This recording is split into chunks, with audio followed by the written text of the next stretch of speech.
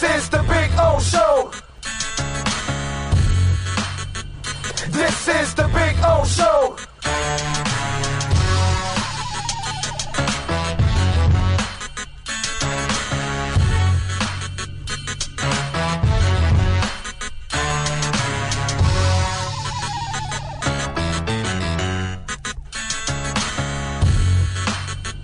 This is the Big O Show.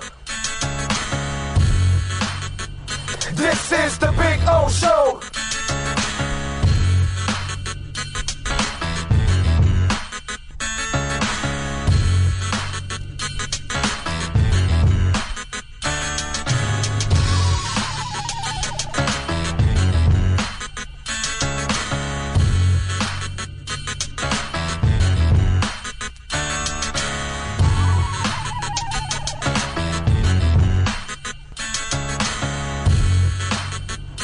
This is the Big O Show.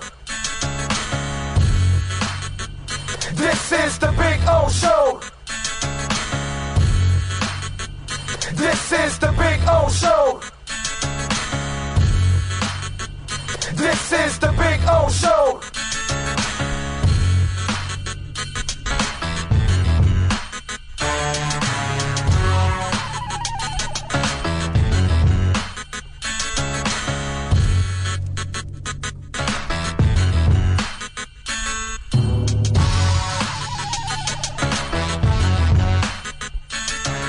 Sports fans love a place with great food, cold drinks, and TVs everywhere. That's why sports fans love Sports Grill and their 7 amazing locations. Check out the Bird Road location at 11481 Southwest 40th Street in the back corner of the West Bird Shopping Center. Sports Grill is also now offering some great employment opportunities. All kinds of positions are now available from kitchen to hosting. Call for more information at 305-485-8845. From wraps to salads to amazingly delicious specialty dishes, Sports Grill is the home to the legendary special grilled wings. Since 1987, Sports Grill, good food, good drink, and good friends. This is the Big O Show.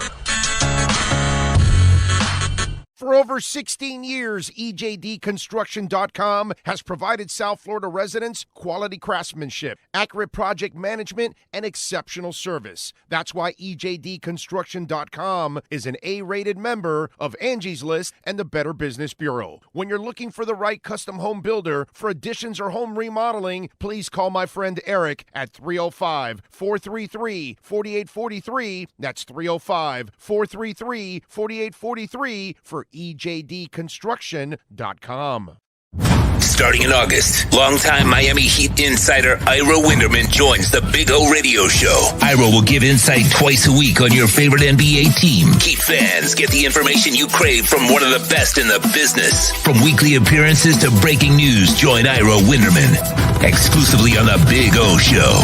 Found on There's no need to drive around South Florida wasting valuable time looking for a new or certified pre-owned Acura. Go to the #1 volume sales dealership in the Southeast United States. Craig Zinn's Acura of Pembroke Pines. Purchase with pace and space in a dealership tailored to your needs. From home buying to providing that personal touch. Contact the 2020 Satisfaction Award winner Craig Zinn's Acura of Pembroke Pines. 888-776-5123. That's 888-776-5123. Or visit them at 15601 Pines Boulevard in Pembroke Pines. The viewpoint, statements, or beliefs expressed on the following program by the host, guests, or callers are not necessarily the opinions of FantasyXS.com, Media Group Inc. ownership, management, sponsors, or website.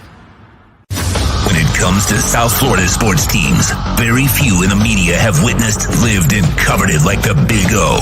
Let's start the program dedicated to your favorite South Florida teams with a passion that's unmatched. The Big O Radio Show is on.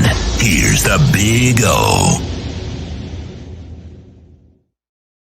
Good morning. Welcome aboard on a beautiful Monday. Yes, hope you all had a good weekend out there. Hope you enjoyed some of the sporting events we had this weekend. Hope you enjoyed the family over the weekend, which is always good. A little relaxing after, I guess, another work week. So we're back at work now again, all of us. Some of you are out there corporate time-stealing weasels and tuning in, which we love you for that also. But anyway, we got a ton of stuff to address address this Monday morning. Got a bunch of guests. Well, not a bunch, a couple guests. We haven't expanded the show yet. It's coming. It's coming. It's going to take some time, but we'll get there. But anyway, Omar Kelly will stop by for our EJDconstruction.com Miami Dolphins report, like he does twice a week, every week here, and we inch closer. Right next, it's the 19th, so next week we lead right up into training camp, which is a beautiful thing, man. That's going to be so awesome in the latter part of next week when we're into training camp. And we get to really start talking about real football and everything else. But we got basketball to talk about. We got the finals.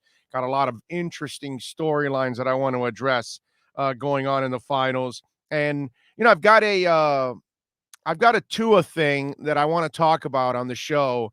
And I think it's something that'll get a lot of people thinking and maybe second-guessing some of the things that they've said in the past.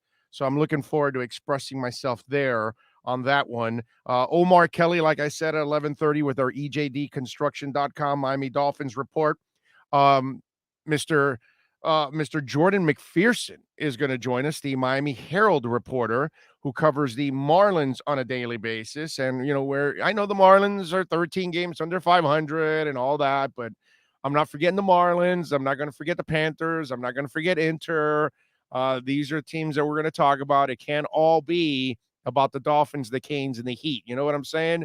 So we got to include some of our other sports locally. And there's some really interesting storylines going on with the Marlins that I want to talk about with Jordan and see what he thinks is going to end up happening with the Marlins, because they're coming at a crossroad too. And we'll talk about that. And I've got somebody else that should be at a crossroad also that I'll talk about also on the show. I mean, there's so much that I know this is one of those shows that by the time I roll over to 1 o'clock, I'm going to look at my sheet and I'm going to say, well, I didn't talk about this. I didn't talk about this. I didn't talk about this. It's something that Bill always used to freak out on with me. He got used to it after, but at first, the first couple of months, several of my producers have always been like that. Like I'll get sound about, 4, 5, 6 different stories, but I don't get to them all. You know what I mean? It's just one of those things because you want to always over prepare for every show. And this is not the show that takes, the lazy road and they, what regular radio is, that they could get one subject and hammer it for 2 or 3 hours. We don't do that here. We talk about a subject and then we move on. Notice when somebody chimes in late on our show, they chime in at 12 because, hey, they couldn't tune in at 11. But at 11, I talked about the hot button story, right? And then they want me to get my reaction again, but I don't repeat it, right? What do I always say to them? I always say, go to the podcast. It's going to be all there on the podcast. Go check it out, because that's just the way the world is now. And I'd rather give you a show daily that has all kinds of subjects in it, not just harping on one subject the entire time. You know what I mean? And that's what they do in regular radio, because that's what the program directors want you to do, because your audience changes every 15 minutes. Here, we don't have to worry about that because it's a digital world. It's an on-demand world. And Lord, thank you. Thank you. Thank you. Thank you. I cannot thank all of you enough. The numbers for our downloads have, I guess, 4 or 5 times from what we were doing before we start, when we initially started. And we had 2 million downloads in our first full year. During the pandemic in 2020, we had 2.1 million downloads. We are going to crush that if we keep at this pace. So just thank you. I mean, it was like 21,000 on Thursday. It was 30,000 on Friday. It was 17,000 on Saturday. It was another 15,000 on Sunday. We didn't do shows Saturday and Sunday. 17 and 15. You do the math. That's 32,000 downloads without doing any shows. I can't thank you all enough, and that's because you continue to smash the like button. Everybody that's on the YouTube, podcasting, wherever you're listening, it's so important to smash the like button. It's so important to subscribe. It's so important to share the content with everybody else, share the link, all those things. These are the things that are going to help us grow and grow quickly, by the way, actually, if we continue on this path. So once again, I thank you all because I can't say enough about the response on this second go round after we had a little bit of a hiatus because of onside. You know what I mean? So thank you. Amazing, amazing numbers that you guys are producing. And I am so blessed. I really am. And I thank you all for that. We got a lot of things, man. I got a lot of things that I want to get to today on the program. I don't know where the hell to start. I'm going to start obviously in the NBA. Let me start with a little basketball because I think it's important to get into a little basketball. And obviously, when we look at what's going on with the Milwaukee Bucks and the Suns, and listen, it's a storyline we talked about before. This is a legacy moment for Chris Paul, and he's failing. I mean, he's failing as bad as you can fail. Seriously. It doesn't get any uglier than what's going on with Chris Paul. In the last game was 37 minutes, 5 of 13, 0 of 2 from three-point range, 10 points, 7 assists, and 5 turnovers. The turnovers continue. And it's just, this is a guy that this is his moment. This is the moment that Chris Paul has been waiting for his whole life. The stuff he was fighting through when he was with the Clippers. Maybe some of the other stops he didn't have a realistic chance to make a deep run, and they could never get over the hump. And Chris Paul, I've gone back and forth from being right and wrong on this. I ended up right now. I thought I was wrong because when the rumors were that the Heat were interested in Chris Paul, I said, hell no, I don't want that dude.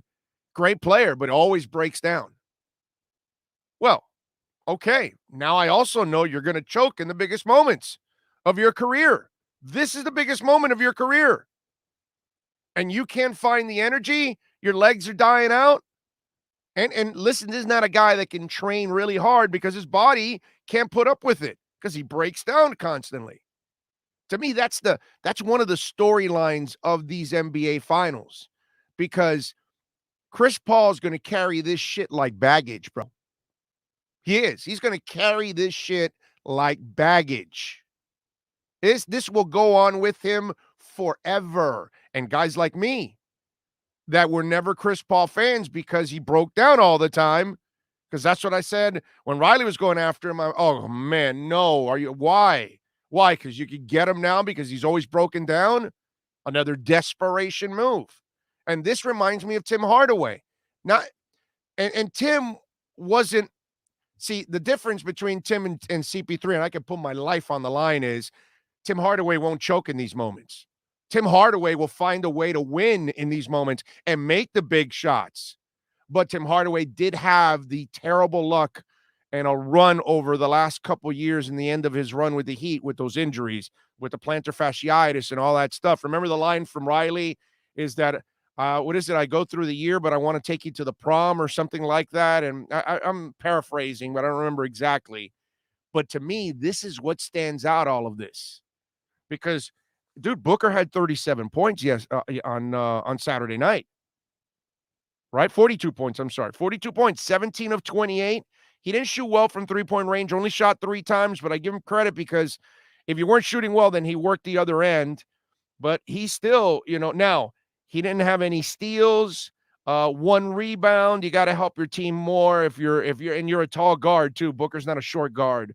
So you got to do a little more than that. And he had 4 turnovers. It wasn't perfect, but it was a pretty good game. CP3, 5 of 13 shooting. No.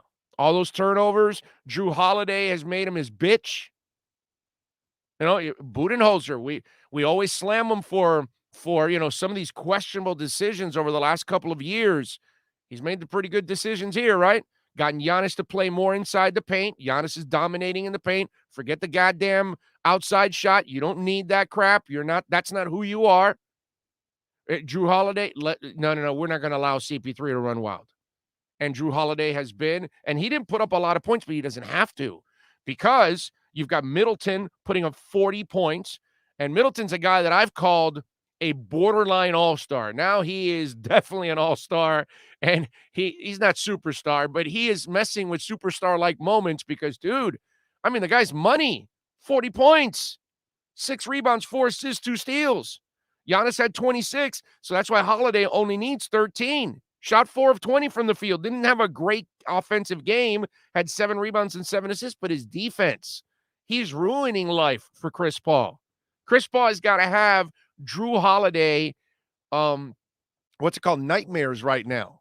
And Milwaukee, meanwhile, is saying, you know what? That trade worked out for us because they gave up a ton. They gave up way too much for Drew Holiday. But if it ends in the title and you're Milwaukee and you're not free agent destination USA, then these are the sacrifices you have to make when you're the Milwaukees and the Pacers and the Sacramentos of the world and the Charlottes and the Orlando Magics. And when you're those kind of teams, you got to draft well. You got to develop well, because you're not going to have free agents lining up to come to your city. You're going to have to trade for them or draft them. One of the two. And that's exactly what Milwaukee's done. They're not living off of free agency. You know what I mean? And so now they have made the trade that really put them over the top and gave them that third piece. And kudos to the front office for still sticking to those 3 guys as their main pieces, and they've become like their big 3. But the guy that's gone small is CP3. And CP3, did you guys see what happened with Booker and CP3 in postgame? It's freaking hilarious. Seriously. So Booker's at the press conference sitting next to CP3. Here's the question from the reporter and the answer and reaction. Obviously a really tough loss. Devin, how frustrated are you for Chris right now? Next question, please. One more time. Obviously a really tough loss. Devin, how frustrated are you for Chris right now? Next question, please. At Chris Paul's face was like, yo, man, you're asking that with me sitting here in front of him next to him? Because, in Booker's mind, it's like, dude, this guy's running out of gas on me here. He's got nothing left in the tank. He's effing up my only appearance. And remember we had a segment last week that I said the Suns got to win because they don't want to avoid their Marino moment. Chris Paul's only going to get older next year. Not going to get any better. And you're lucky his body held up to this point. It almost broke down earlier in the playoffs with the shoulder. So he only gets older next year. That means the Suns get better? No, they don't. And this may be the Marino moment where you only go to the finals, or in Marino's case, the Super Bowl, one time. That's why you got to play with like all out desperation. And you got to come through. And so when the reporter asks, obviously a really tough loss. Devin, how frustrated are you for Chris right now? Next question, please.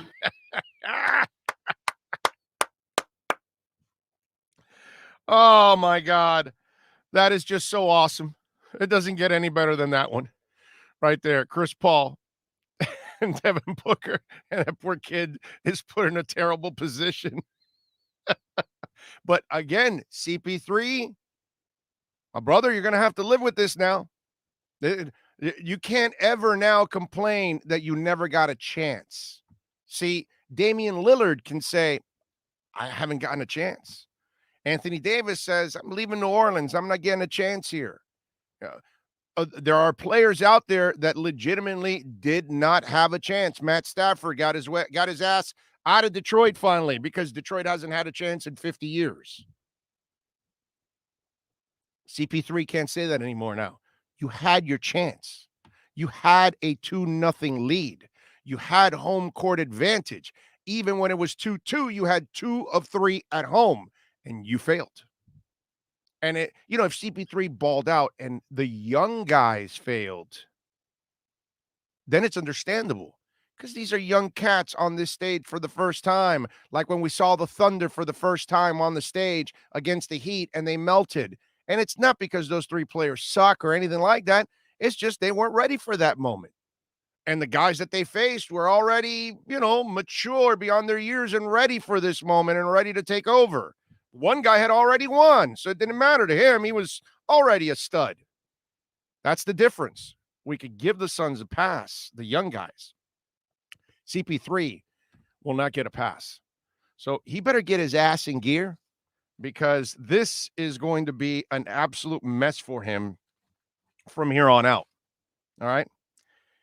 Remember, many ways you can reach out to the program. We've got the chat board going on. You can chime in. You can send in your questions. You can send in your comments, your criticisms, your complaints, whatever it is. Always appreciate it. We answer your questions out there. Of course, you can reach out on Twitter at Big O Show. Please follow there. You can find out about everything going on with the show, guests coming up, all that kind of stuff.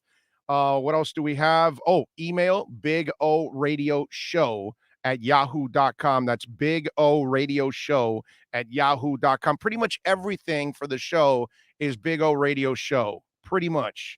Except my Twitter, I have one Facebook page that's Big O Show and a Twitter that's Big O Show, but everything else is Big O Radio Show to make it kind of easy and try to make it as uniform as possible. You know what I mean? That way it's easier. Cash App and Venmo, I did the same thing. In Venmo, I could have had a different address, but I did not because we opened it up with Cash App at Cash Big O Show. So we made the Venmo Cash Big O Show. That's another way you can contribute to the program and help us grow. If you want to make a donation there, Cash Big O Show at Cash App or Venmo.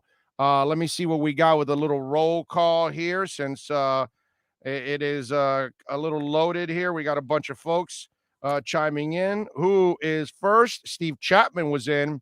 He was in at 8:53. Although we posted this thing on Friday, actually, already. Leave it there for the weekend. GP Trap is in. And Jay Gelfin is in. Said action-packed sports weekend. It was. Just a lot of things, man. So much to talk about. Omar Lopez, John Rouse in the house. Now that I see John there, can I have a crypto moment for you guys here that I've got to talk about a little bit? And the market is going down right now. And I got to tell you, look, I'm not a financial advisor. Okay. I don't play one. I don't try to carry you guys right now or anything. Bitcoin is at 31.1 right now, 31,131. So it's been fluctuating right about there, which it's found its floor. But I want to warn you guys because of some of the things that are going on in the economy, some of the uneasiness going on crypto, we could have another dip where Bitcoin goes into the 20s. Be careful for that. Now, I'm telling you what I'm going to do, and I'm not telling you to do what I'm going to do because we're all financially in different situations. I'm not selling a damn thing. I'm not getting out. I'm not selling out on stuff that I bought at lower prices now than before. Look, man, I've only been in this for a while. I kind of, I wasn't in on it when it was in the 20s or even in the low 30s for Bitcoin. So now that it's there, I was jealous of those people. So if it takes a dip, I'm going to keep buying the dip because I know what the future is. But I think there's some ugliness coming up, I think. I'm afraid of the things that are going on the crypto side with the misinformation that's out there. And there's so many people that got into the cryptoverse that don't know anything about it, that they've kind of created a little, issue with the prices. And whether it's Tether, who's got a boatload of money out there that a lot of people don't know if it's legit or not, the inflation that is starting to go on in the economy, where we're watching gas prices and food and all this kind of stuff. I'm going to stay in crypto completely. I'm not selling a damn thing. Now, what I will do is as it falls, the more Matic I can get, I'm going to do it. The more Bitcoin I can get, I'm going to do it. The more Ethereum that I can get, I'm going to definitely do it, because Ethereum for me is the best investment that there is out there.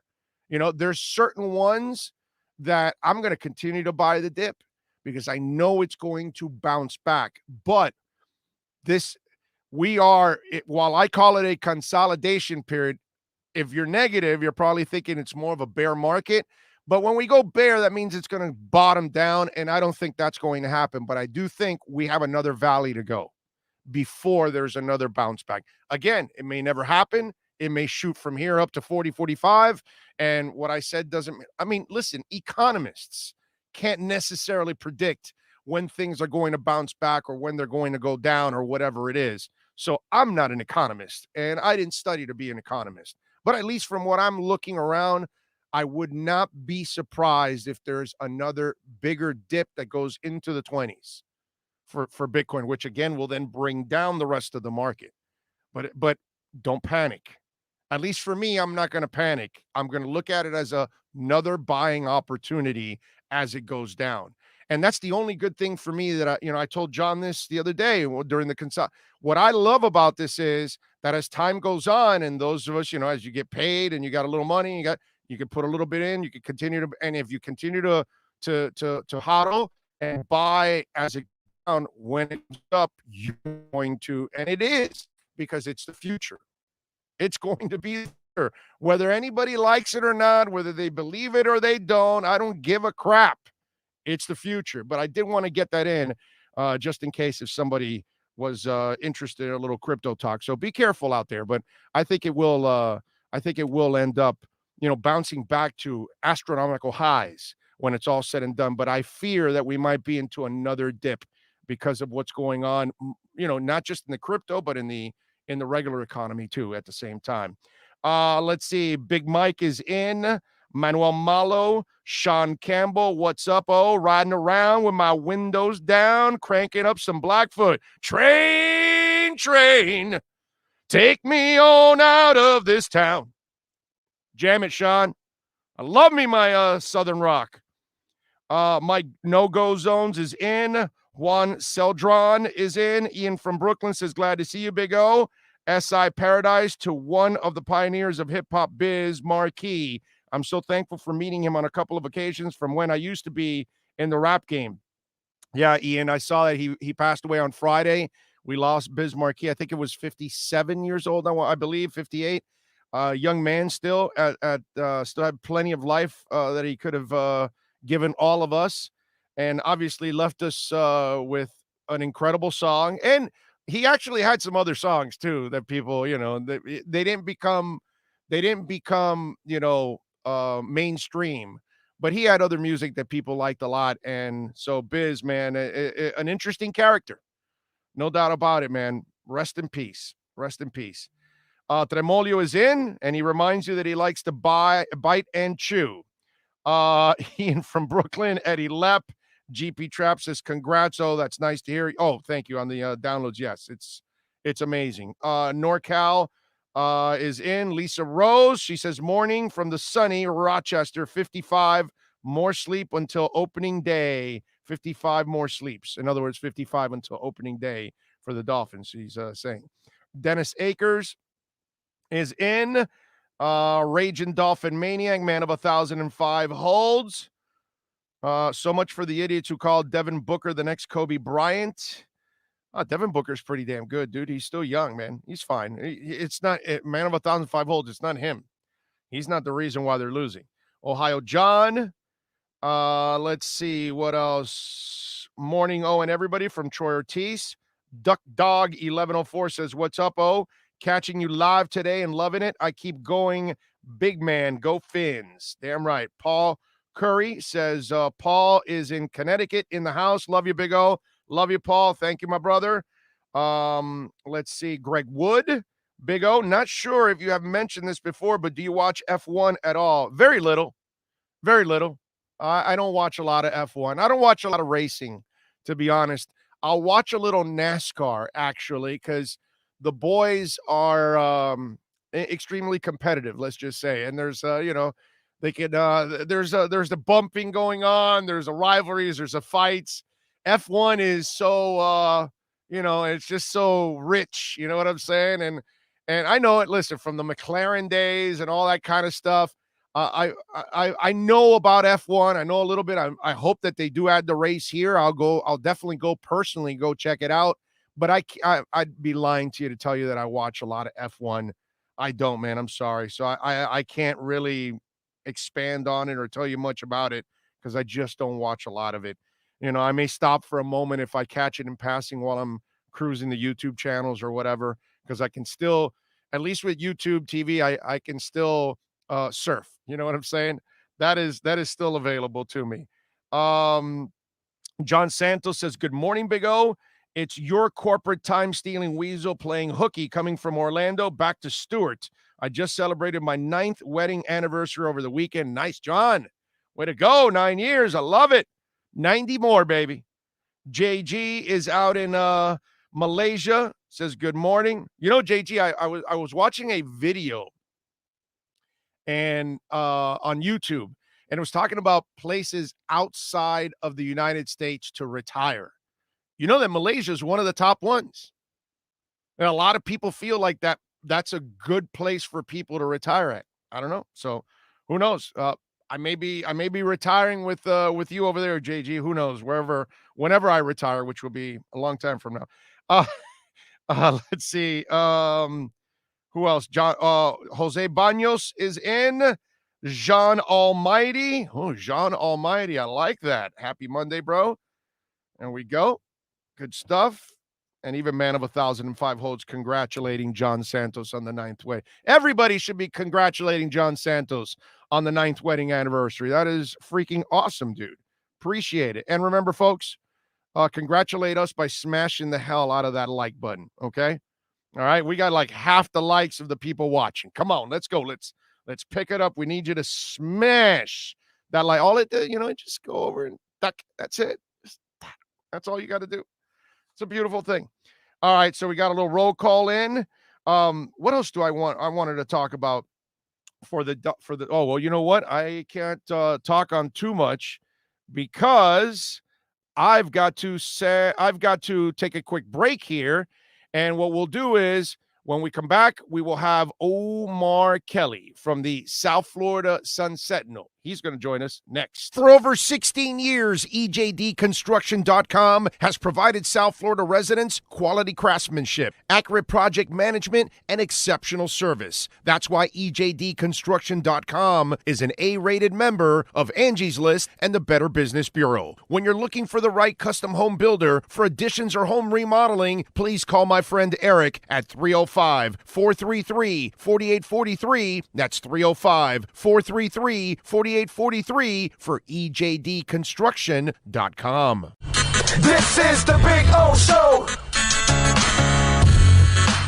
There's many ways to support our program, from subscribing and liking the show to visiting our terrific sponsors. Another way is using Cash App. If you would like to donate to the show and help us grow, download Cash App and search Cash Big O Show. That's Cash Big O Show. We appreciate your support as we continue to build the best sports show on the planet for South Florida sports fans. Support the Big O Show by using Cash App and donate to Cash Big O Show.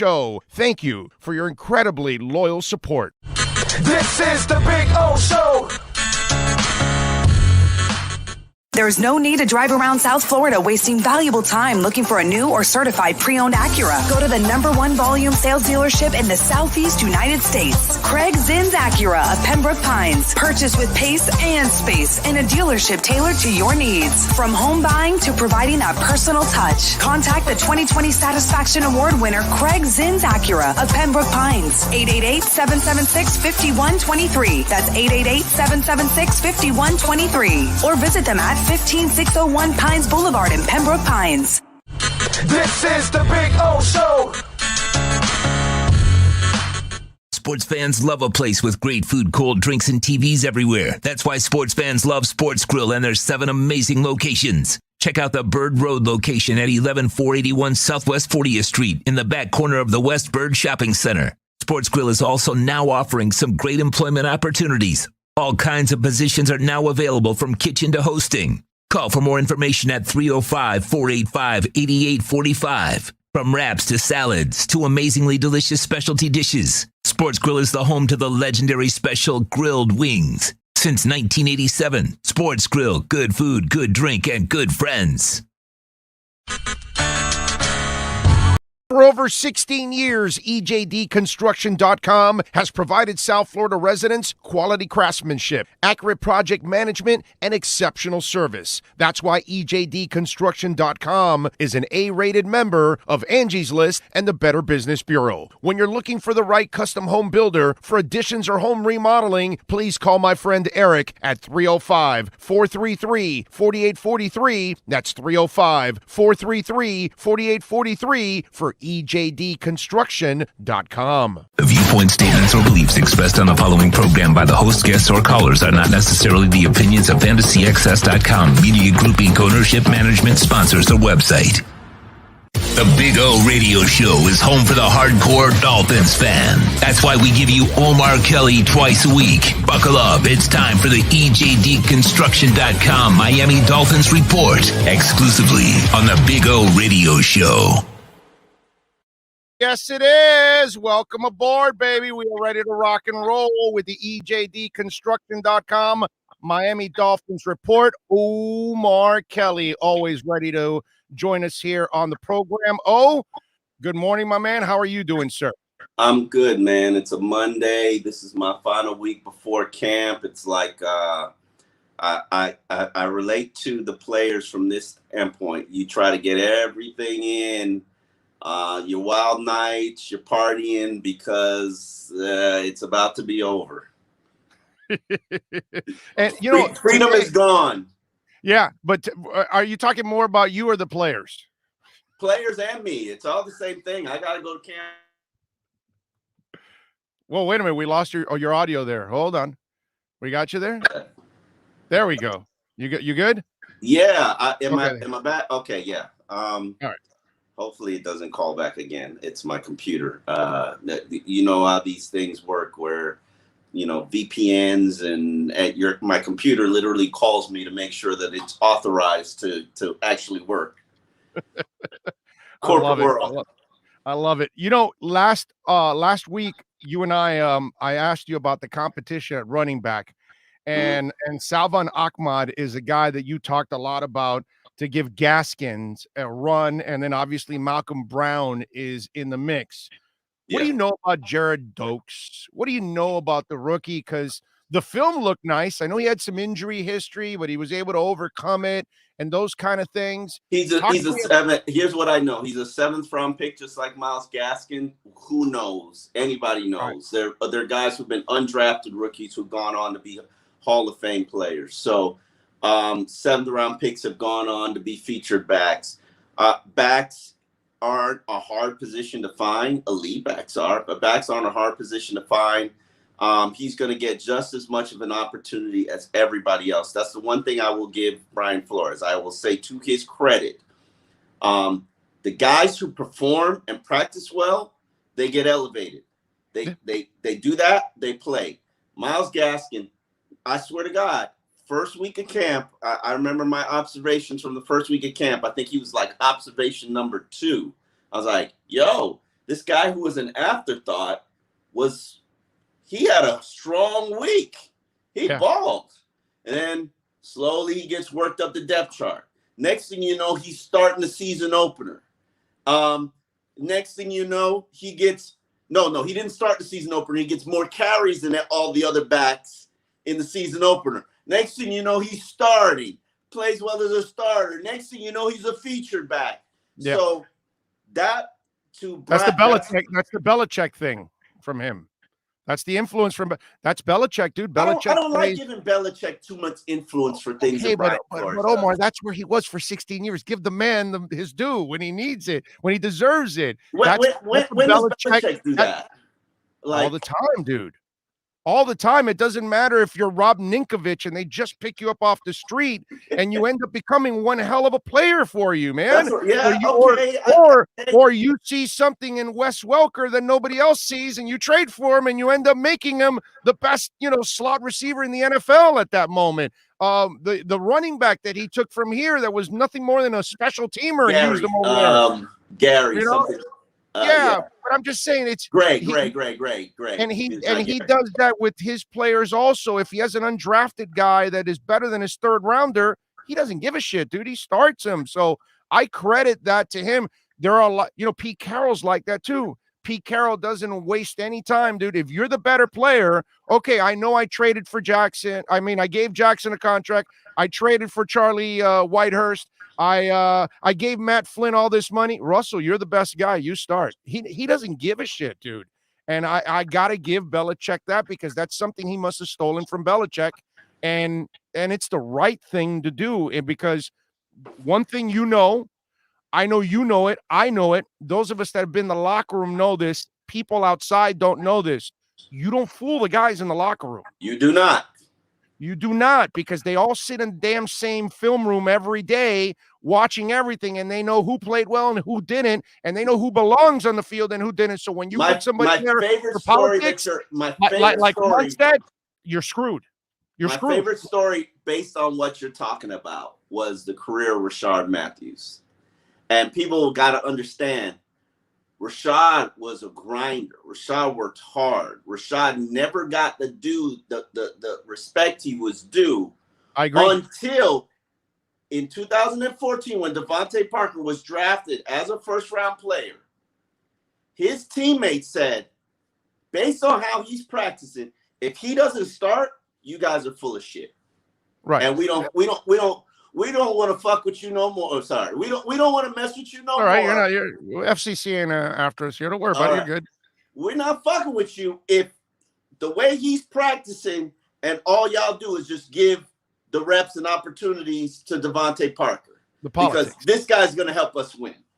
Right. And he was on pace for a 1,000-yard season until he got hurt. And then obviously moved on and became a free agent, and things ran foul in Tennessee. But I saw it with Wanstead, with Jamar Fletcher and Eddie Moore, two guys that didn't cut it, and he kept playing them and kept playing them and kept playing them when there were other people that he should have played at that point in time. So long story short, I got to give Belichick a little love that he must have influenced him in that sense, because you just mentioned grinder. That's Gaskin, dude. And by the way, I hear the Dokes kid, to bring it full circle, is also a really hard worker, a grinder, those kind of things. I heard that that he's an effort guy. You know what I mean? I know he's had the injury history is the thing that's kind of brought him down a little bit, but they don't second, at least the guys I talked to around the league, they said that they love his character that he brings to the field every single day. And Matt Breida had the same story and great character and great work ethic, and lo and behold, pooped the bed here. So it's like, to me, I don't, all of that stuff, I go based off what I see when I see you. I don't listen to what everybody's talking about. Like, what do you show me on the field? And to be honest with you, until the pads come on, I don't even evaluate running backs. Like, what's the point? How will the breakdown be for Dokes in opportunities early in camp? How does that work out?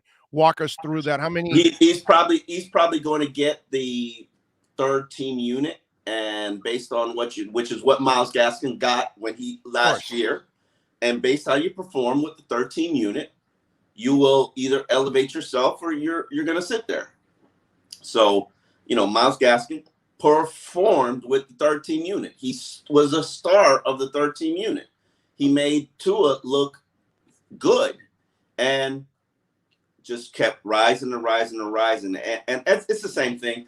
Right now, this is what Dolphin fans don't get. This is a very role-centric team. So all the backs are going to have their role. And how you get more than what your role is, that you not only kill your role, but you show that you're ready to handle more. So Dokes will have a role assigned to him, whether it be special teams or short yardage. And if he does well there, maybe they'll put more on his plate. If an injury happens, he'll have an opportunity to step up. And that's how things go in the Brian Flores era. And I honestly think it's a phenomenal. That's been phenomenal. Yes, there are guys who come in and get things gifted to them, but they got to perform to keep it. Even when Michael Dieter was gifted a starting spot in 2019, he eventually got benched. Same thing with Solomon Kinley, gifted a starting spot, eventually got benched last year. Right. So Right. It's never personal with these guys. It's about productivity. I got no problem with that. I love that, actually, because it's what we end up seeing too at the same time as fans and media members. All right, the battle at safety, Brandon Jones and Eric Rowe. How do you expect that one to play out? That ain't no battle. Who said that's a battle? That ain't no battle. That's not. You got Brandon. You got Brandon taking it and running away with it completely. No, right? I don't. Brandon's not. No, you got Rowe. Rowe is a top 5 player on that team. Covering tight ends. I'm saying, but that's what his role is. That's what his job. I know, but if Brandon can do that because he can do more, you don't think he can do a little more? No. You didn't see that last year from Brandon? No. Really? No. I thought he was better than Eric in the run game too. He's probably better than Eric in the run game, but that's the role that they have for him. Eric's role is cover tight ends. They don't ask him to do anything else. And considering that this franchise has spent a decade struggling to cover tight ends, actually being able to do it for 20 years. 20 years. It hasn't been 20 years? It's been 20 years, bro. It's been 20 years. It's been a long time. Right. They can't cover tight ends. You're probably They haven't had a coverage safety in a long time. You know what I mean? So. Eric is. I can't name 5 guys better than Eric at their job. I'm not going to get stupid on you and say, oh, he struggled with Kittles and he struggled with Kelsey and everybody struggles with Darren Waller, bro. And he was asked to cover them one. And he was asked to cover them one-on-one. You're covering them tight ends one-on-one. Like ridiculous. you're gonna lose from time to time. I saw Tony Gonzalez beat 3 Dolphins downfield against Kansas City back in the years. They haven't been able to cover a tight end in forever, bro. Players better than Eric Rowe at their job. Xavien Howard. Oh, coverage. I see what you're saying. Xavien Howard, Myles Gaskin. No, just anything. Just these players are better than Eric Rowe. Everybody else. Okay, I got at his job. Emmanuel Ogba, that's 3. I think that's all I got. Gesicki's pretty good. No, Gesicki can't do a lot of his job, though. He's not there to block. So just like Eric Rowe isn't there to stop the run. All right, you can't use that on me. All right, can't use that on me. Okay. For you. I'll throw Gesicki. That's 4. That's not 4. an inline tight end. He was never going to be an inline tight end. That's not what he is. I thought we said that Omar, 80% of the league. 80% of the league isn't inline tight ends anymore. You still need it. You still need it. I'm not saying you don't need it, but I'm just saying they're hard to find, bro. Yeah. You know what I'm saying? I don't know. It's between him and Andrew Van Ginkel for the 5th guy. In terms of like players who do their job, do their role. Like think about it. I just named. Well, last year, I could argue that he was just as impactful as Eric Rowe, maybe even more. Who, Van Ginkel? Yeah, dude. Yeah, I'm not arguing with you. I'm not arguing. No, I know you're not arguing, but that's a really good one. That might be number 5. He plays a smaller role though. He's a situational player where Eric is not anymore. Player. Huh? Not anymore. You don't know that. You don't know that. Oh, but I mean, I think the plan is for him to be. Once they got rid of the other dude, that's it. You know, once they got rid of Van Noy, I think they thought of Van Ginkel is ready to take another step. Hear me out on this. Always. What happens if Landon is better at the communication standpoint as the inside linebacker than Bernardrick, and you have to have Bernardrick serve as the outside guy and opposite Jalen Phillips? There's still some how they're going to use McKinney. There's still some like Landon. From what I've seen, you got to use McKinney in the run game, 1st and 2nd down. He is a horse, dude. Yeah, I love him against the run. Oh no, Jerome Baker was better at his job than Eric Rowe. Okay.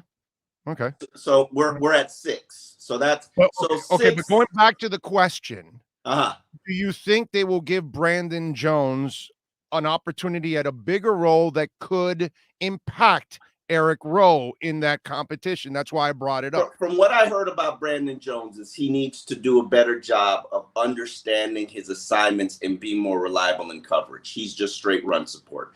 In coverage, he's a liability.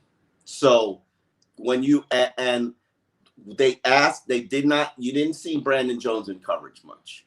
And what he needs to do is address those coverage issues. And maybe when he addresses those coverage issues, what might happen in year 2, there's a reason they drafted Xavien Holland. There's concerns about Brandon Jones. So, Brandon Jones. But that's two different dudes. No, not Holland is your center fielder. Brandon, yes, I play as your strong. Brandon played center fielder at Texas. Yeah, but at this level, I think he's more of a strong than a free. Actually, I think that's what their vision is. He's not that big. He's not that big, and not that Eric Rowe is that big. Could he? They were using Bobby McCain last year. I mean, that's a free safety. They got the center field guy, the communication guy. That's what they envisioned for that position. Bobby, and people don't realize this. Bobby McCain's backup was Jamal Perry. So you can't sit there and think that, oh well, it was just out of necessity that it was Bobby McCain. No, they want a nickel cornerback back there so that nobody beats them. He's the last line of defense. Like their safeties have to have coverage skills. That's why what you were saying about Brandon is a scary thing, because they don't give a shit if you play strong or free. You have to have some coverage skills because they need you to be multiple so they can change up their formations at times. Absolutely. That's something that's completely changed from the last 20 years, where they didn't have great cover safeties all the time, and that was always a burden on everybody else in the team. This team wants to kind of alleviate that burden where everybody has those kind of multiple strengths, in other words. Yes. So you're afraid Brandon right now is not making that transition to challenge Eric Rowe, in other words. No. Didn't say that. Not yet, at least. Not yet. Didn't say that. What I'm saying is there were limitations and holes in his game, just like Myles Gaskin had limitations and holes in his game coming out of his rookie season. Right. How does he address that? That's what will determine whether or not you take that next step. Just think about the jumps that the second-year players made last year. It was phenomenal. Yeah. And if the second-year players make those same kinds of jumps, man, you're going to have a pretty good team. And I can't sit here and tell you that last year's second-year jump was a fluke. I can't. So we're going to get an opportunity to see if they're really that good of a coaching staff, where if we see the Tuas, the offensive linemen, the Salvon Ahmed, Brandon Jones, Lynn Bowden Jr., Brandon Jones, Raekwon Davis. Imagine if you see a second-year jump from that group. Yeah, I actually expect a second-year jump from these guys. Omar, I think we have a hell of a coaching staff here and a hell of a front office. I've been burned too many times to buy in, Big O. But I've seen but in the past, I saw their goofiness right from the get-go and the bad decisions. What goofiness you saw from Gaze in initial stages? No, you're right. That's a good one, actually. His first year, I bought in. Yeah, and then Gaze's personality and throwing people. Yeah, we kind of like that take charge Gase guy. Oh, he left the running back. What's his name? J.J. Home. He left J.J. Home. Yeah, that's what we want. That kind of stuff. But we didn't really realize what was coming. Yeah, no. I mean, and part of the reason they left J.J. Home was because J.J. was angered and frustrated that he wasn't a starter. Okay, right. You don't know how to play your role. Stay home. Learn how to be a team player. Learn how to be a team player. Especially when you haven't done anything yet. Then he shows up and he's a Pro Bowler and he shuts everybody up and he gets his ego big, and then the next year his ego's too big. He's screwing the plays up because he wants to do what he wants to do, and Gase trades him. Yeah. He got a title. He got a title, right? Didn't he win the title with the Eagles the following year? I think he did. I mean, Gase's ego was his undoing, but as I say about Flores, and I'll say the same thing about Gase, I'll say the same thing about Philbin. Run your ship. Run it how you want to run it. Flores is on his 4th offensive line coach in 3 years. Damn right. If you want to keep firing dudes, keep replacing dudes, to change offensive coordinator every year, absolutely go for it. Because you know what? At the end of the day, when we're counting up wins and losses, and I am assessing and evaluating your performance, I ain't judging nobody but you, bro. Right. Exactly. So you do what you want to do, and I'm all for it. Now, you want to start Tua 6 games into the season with a bad hip? Go for it. That's on you. Because at the end of the day, if Tua isn't what he wants to be, you know who I'm holding accountable? You, Chris and Flo. Yeah, no, I get it. Really Flo, not necessarily Chris. Well, I mean, it's a team thing. It's a team thing. Those are the 2 guys that make the decisions. Chris picks him, hands him. We all said that he should have been the pick. Now the question is development. Chris ain't got nothing to do with development. No, I get it. All right, last question. Since we have talked about X, I'm just wondering, I know you work the stuff behind the scenes and maybe you hear a thing or two for these trade scenarios. What teams do you think actually could make the move for X? Because we all know if he's on the trade block, people are going to want him. There's no doubt in my mind that people are going to want him. So tell me, who do you think, 1, 2, 3 teams, whatever you have on you there, who do you think might trade for him? Oh, wait a minute. Your sound went off again? There we go. Hold on. I should be back. I'm sorry. Okay, go ahead. My computer calling me again. Let's start with this. The last time I told you X is on the trade block, the Dolphins vehemently came out and said, X is not a tradable commodity. X is not being traded. X is not being discussed. X has been discussed the whole time, going back to 2019 draft, 2020 draft. No, maybe the technicality is maybe they're not discussing it, but others are inquiring. You know what I'm saying? You can have whatever technicality you want to goddamn throw out there. Tell the lies and bullshit you want to throw. The bottom line is nobody's going to offer. We're not trying to trade him. We're not trying to trade, but we're taking the calls. Yeah.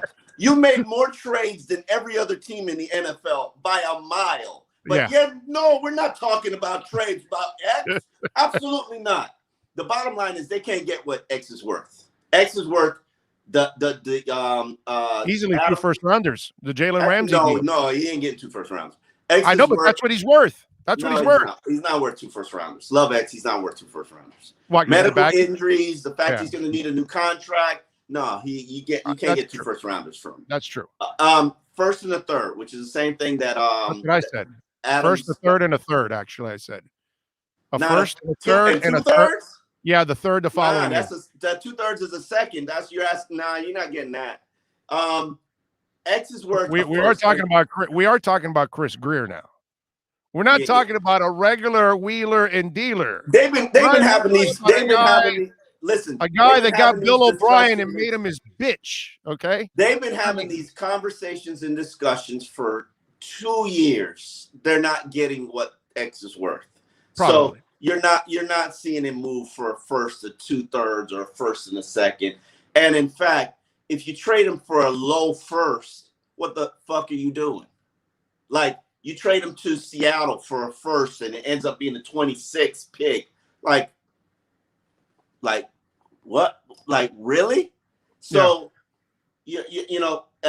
Jamal Adams got, I believe it was a first and third, or first and the second. I can't remember. Seattle gave up for him. I don't remember now. But if you're not talking about a mid-level first and a third, like what are you doing? What realistically are you trying to do? But X has to come out and ask to perform at the same level that he did. If he performs at the same level that he did, X won't have a problem in the world. But that's very hard to do. But I think he's still in the upper echelon, top 25 player in the NFL. And as long as he performs like that, the market is going to be there for him. But they're not going to trade him. But they've said they're not going to trade him. Even though X probably wants to be out of here, they're not going to trade him.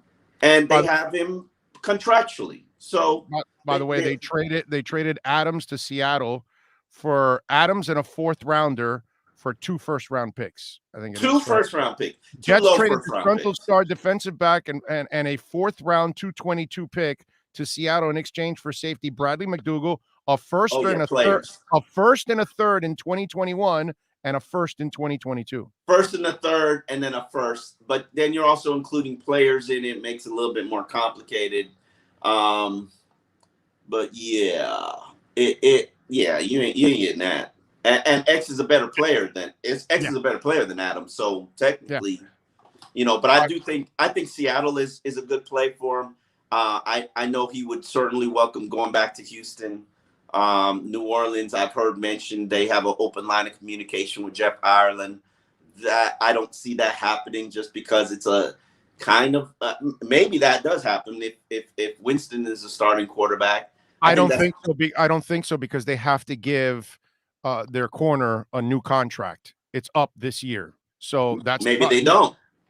Well, okay, but he's a damn good. The idea is to have him and him both together, and then you got your shutdown corners all of a sudden because the guy opposite of him is not that good. But you cannot get rid of your 1st-round pick that you developed into a hell of a player, or 2nd-round pick. I think he might have been actually. Dolphins about to. Yeah. Well, let me take that back because Dolphins are not about to. They're trying. They're gonna try to make it right, but I think the damage has been done. I'm sorry. It's X is in his feelings. It's he's done. Yeah, he's done. Like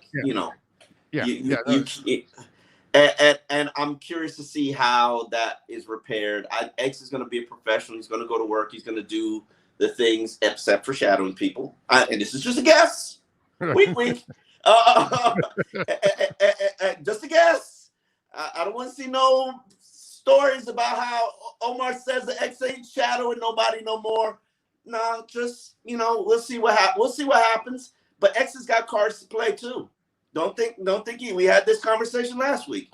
He's got cards to play too. Yeah, but his cards can hurt him if he plays those. His cards can hurt him. I think he's better off just being the good soldier, play the game, play at a high level, so he can get the hell out and get his money. He did that last year. Same time. He did that last year with the understanding that, hey, we're going to address this. He did that last year. So what's the benefit for him to do it this year? They talked he wanted the contract before the season started last year. He wanted a new deal. Coming off a domestic issue and a knee injury, that would be incredibly stupid. I gotta say, X, if you're watching this and you did that, that would be incredible. I would laugh you out if I'm Chris Greer and X comes to me before last season started. No, okay. It wasn't before. It could not have been. It wasn't before. It wasn't. I would have looked at X. If I was Chris Greer, I would have gone. Hey, get your ass out on the field, bro. Get the hell out of here. I just gave you $12 million. Go play ball. That's what I would have done. There's no way he had the balls to walk into that office last year. No way. I'm not going to speak about anything because I can't. It's not my responsibility, not my job. Not. Listen, I do know it wasn't probably the beginning of that last year. Probably in the middle of last year, there were issues, and issues were addressed, and the talk was, you know what, do the right thing. We'll take care of you. Okay, but 1 year is not the right thing. For me, I think the right thing is a couple of years down the line. We're not disagreeing on that. We're not disagreeing on he can't come into last year and ask for to address the situation. We're not disagreeing on Dolphins don't have to do a damn thing. There's guaranteed money attached to that deal right now. $12 million. There's no shame. And to piggyback on this, this is where me and you and me and the rest of the media have these issues in terms of the contract and what was reported, because when it was reported, the contract was reported as $15 million a year, when in reality, the real contract is $12 million a year. But because everybody reported it wrongly, and I still have the issues with everybody, including you, reporting it wrongly, then you sit here and you're like, oh, what's the problem? He's making $15 million a year. Tell me the year that he made $15 million a year, since the contract is reported as $15 million a year. It happened in the first year when he was making $1.6 million as a base, was given a $7 million signing bonus and a $7 million roster bonus. That's the only year of the entire contract he's ever made $15 million, and every year since then has been 12. But people want to sit here and they want to portray this contract as, oh, it was the highest for a new cornerback. No, it wasn't. It was a very respectable, healthy, fair contract that put him in the top 5. And then what has happened is, since signing the deal, 6 other guys have gotten new deals that really put them in the $15 million a year range, using the base of his new deal, which wasn't 15 a year, but they've used it as, hey, which is what they should be doing, as stepping stones, to the point where Byron Jones is legitimately making $15 million a year. Wait a minute, but he makes 13.5 this year. That's Byron? No, X 13.5. Next year he makes. Don't cap hit is never count the cap hit, because the cap hit is not real money. The cap. No, wait a minute, but no, I do count the cap hit because the base salary is 12.075, and then 25,000. And a signing bonus of $1,400 and a workout bonus of $25 equals $13.5. No. That's paid in the first year. The signing bonus. bonus. But the signing bonus is broken over the history of the contract. That's part of it. Yeah, because you know his cap hit, his dead cap hit is 16.2 this year. His dead cap hit the following year in 2022 goes down to 2,800, which is when they can make the move and make the trade for him. And then next year, his salary is at 14.3. Actually, you're talking his cap salary hit. goes What's he going to be paid? 12, it goes up to 12.3 plus the signing bonus, cap hit. and You're then the talking roster cap bonus. hit. What is he going to be paid? He's going to be paid. Paycheck say? In this year it'll be $12,100,000. $12,100,000. What's his paycheck say next year? Next year he actually makes 12.3 plus a $500,000 signing bonus and $100,000. No. He don't make no $500,000 signing bonus. It has it here. It has it here on Spotrac. They're pretty good, bro. Is it a roster bonus? There is no signing. Yeah, it's a roster bonus of 500 and a workout bonus of 100. So that's an extra 600. So he's close to 13 next year. His cap hit is 14.3 because of the signing bonus you got early. Signing bonus is paid already. You only count. Yeah, but it's not due on the team on that year. It's broken down through the life of the contract. It's paid that year, and for cap purposes, which is fictional money. Yeah, but that's their money. You cannot discount their money. You're only counting it's what they pay him in year 1. He made $15 million. That's including the roster bonus and the signing bonus. That's what he was paid. In year 2, he made 12 and change. In year 3, he made 12 and change. In year 4, he's making 13, right? You're talking about 22? 20. It'll be 22. Yeah. At 12.3 plus the extra 600, so it's really almost 13. He's actually almost 13. So 12 and change, close to 13. You see how when you sit there and you factor in and the cap, 1, salary cap is fiction. 2, cap number, it's important for balancing books, but only that. What is important is if you don't, the league fines you, bro. Who is the league fined? Because you're not allowed to go over the hard cap. And by the way, my man, they fined Dallas and Washington 4 years ago. 4 years ago, yes, go back and look at it. They fined them because they ended up doing some illegal crap and buying some players during the strike or whatever it was, or not strike or some. We had some issue in the NFL, I forgot, a few years back, and Dallas and Washington were busted for doing foo moves, and they were fined. So you will get fined. The problem is it's a hard cap, so you're not allowed to go over it, bro. No, you are allowed to go over it. You are allowed to go over it. There is no hard cap because there's cap carryover every year. Just about every single Yeah, team. but you're taking it off your future cap. You're taking No. You're taking it off past years. Every year. By the way, Byron Jones' base salary is 11, 14, and 14.3, and 13.5, and 12.4. Okay. Yes. Same salaries. I'm looking at X. No. Okay. What are we? So now you're going to use the signing bonus? No. Here's how I factor.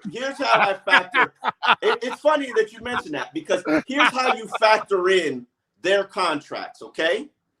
I don't count anything other than what's on their paycheck. That's how I've always done business. I only count what's on their paycheck. In the last 2 years, Byron Jones was paid $14 million. 11 million. Huh? 11 the first year, 14 11 the first year. He's paid $11 million, 4.5 roster bonus. Then he has 10.5 million in a signing bonus. So his first year. Yeah, but the signing bonus don't count in your eyes. No. It counts when it's paid to you. It counts in 2000. They paid it to X. Here, bro, Big O, you're not listening to me. Last year, Byron Jones made 20. Hold on. 21. I'm horrible at math. He got an 11 base. He got an 11 base salary, 2.1 in signing bonus. He made $26 million. And 4.5. He made $17.6 million last year. No. He made $26 million last year. He made $26 million last year. Then this year, he's on the books for, what is he on the books for? 14. 2.1 in the signing bonus. Exactly. 14. That's it. But so the signing bonus don't count in your eyes. You put the 11, 4.5 together, 10.5, which is the signing bonus, and then the 14 this year. That's in 2 years. He's made $40 million. He's made $20 million a year in 2 years. You know what X has made in 2 years of in the same time span? He's made $24 million. There is a $16 million salary gap. Yeah, but you're not counting X's signing bonus. And you're counting. That was paid in 2019. Because that's part of an extension, my brother. But you still have to include it every year. You're doing it for Byron. You can't do it for him. You can't include the signing bonus for one guy and not for the other in an argument. That's not fair. No. I'm counting what they're paid in the years that they play together. I didn't count the signing bonus because that was what Byron Jones was paid. Byron Jones got his 10, 11, 12 million dollars from Dallas on his 5th-year contract. Do you want me to count that in too? No, but that's not part of the Dolphins. I'm saying the Dolphins, what they paid Byron and what X is paid. And what he's been paid by the Dolphins. Now you're asking me to count what they paid X over the course of 3 years to factor it in with Byron Jones. That's where he got his extension on his final year of his rookie deal. Okay, that's kind of part of that's how it goes. It's an extension. No, but then on that year, you paid him $15 million a year, which is allegedly what the contract was supposed to be for. So why am I having an issue with you paying him $15 million a year? The whole point of the conversation is Byron Jones and Xavien Howard on the same time span of 2020 and 2021 doing the same job, allegedly. One is being paid $40 million and another is being paid $24 million. That's the genesis of what the issue is. I know, but they're conveniently leaving out $12 million, which would make it 36. So from 40 to 36, who's leaving out the $12 million? You're leaving the $12 million of the signing bonus from the year before, from X. 14 from the year million. before. 14, whatever, but you're leaving that out because it wasn't the year that Byron Jones was part of the team. It's not the year. It's with the year he signed the deal. But that's part of his money, dude. That's not fair. But he was paid. You're twisting the argument to wasn't he paid the $15 million a year that you said that you were paying him? The year before, yes, because they gave him the signing bonus. They gave him money that didn't belong in the rookie deal. They gave him a bonus on top of the rookie deal. That's what the extension is, right? So yeah, but so you're not giving them any love for altering the final deal and giving them a boatload, backing up a Wells Fargo truck there. Come on, Omar. I don't have a problem with them giving them the extension. I applaud the extension. It was the right thing to do. By the way, Omar, we could go back 3 years ago and go check the articles. People were saying that's a risky contract. They're overpaying him. This and that. He's had all these knee injuries. I remember reading articles. I'm not saying it was you because I don't know exactly who it was, but I remember that there were people in the beat that were writing and covering, and they were questioning that article, that contract at that time. So the Dolphins actually did a ballsy deal at that point because they were paying him, hoping him to become great because he wasn't great at that moment. This is where he had his great. He just led the league in interceptions. That's right, and this is the year he had it. He just had a great year. The first time No. That year he got the contract, he led the league in interceptions. How many was it? 7. Okay, I mean, this is his great year. This is his great year. Yeah, this was a great year. But the money they paid him is not for 7 interceptions. They paid him to play like he played this year and stay on the field and stay healthy. And then paid him. And by the way, and no domestic issues. And then paid a teammate $16 million more than him. It's free agency, man. I mean, you can't. It's still you did it. It's still a problem. And they did it. They took him in the second round. They developed him. They stood by him during a personal situation. Right. They stood by him through 87 knee injuries, and they still gave him the money. I mean, I love how it's all on one side, and the Dolphins get no credit for everything that they've done too at the same time. He doesn't want to meet them halfway. A year removed from another knee surgery. Hold on. We don't know what and domestic issues. You're demanding money. We don't know what he's asking for. We don't know what he's asking for. So don't sit here and say. No, but we've kind of know, right? Because it's the Byron Jones thing is kind of dangling. What's supposed he's asking for just more guaranteed mones? That's probably Omar. I already told you that. That's exactly what he's not going to get another contract. Not on those knees. Okay. There's no chance he gets another contract on those knees. The only thing he can fight for here with the Dolphins is more guarantees. If he wants anything that's extended, it'll be in another city. I can guarantee you that. The Dolphins will not give him another contract. They won't. I disagree with you. I don't think it's the Dolphins because I think that relationship is. I think it's headed for divorce. Right. Yeah, I know that. But we don't know what he's asking for. 2, we don't know the level of respect they put into the conversation. Those are so many things that we don't know. And for us to sit here and speculate what they did, what they said, and I agree with you. The Dolphins have technically done right by X. Big time. In the Big past. time. In the past. 2 years ago, they they stood by him in a domestic issue, dude. They stood by him. What in what way? Actions and like deeds? they didn't tell him to basically go F himself when he comes back for a contract negotiation. Say, yo, man, you're a year removed from a domestic issue and another knee surgery. You've only had one great year. Go out there and have 2 more great years. Then we'll talk some money. That's what I would do if I was. Two more. Yeah, 2 more. Yeah, 2 more. See, the thing is, what I'm seeing through X's bullshit. He knows that his knee isn't going to hold up long term. So he needs to get his money now. And that's what, because he knows he doesn't have 5 years left in this league if those knees continue to have surgeries. So he needs to get his money now and get the hell out. Because if he doesn't, 2 years from now, he's so worn down that's when Miami says, appreciate it, X, all your work. We're shipping you out the New England way. You absolutely might be right, but what suppose he does hold up?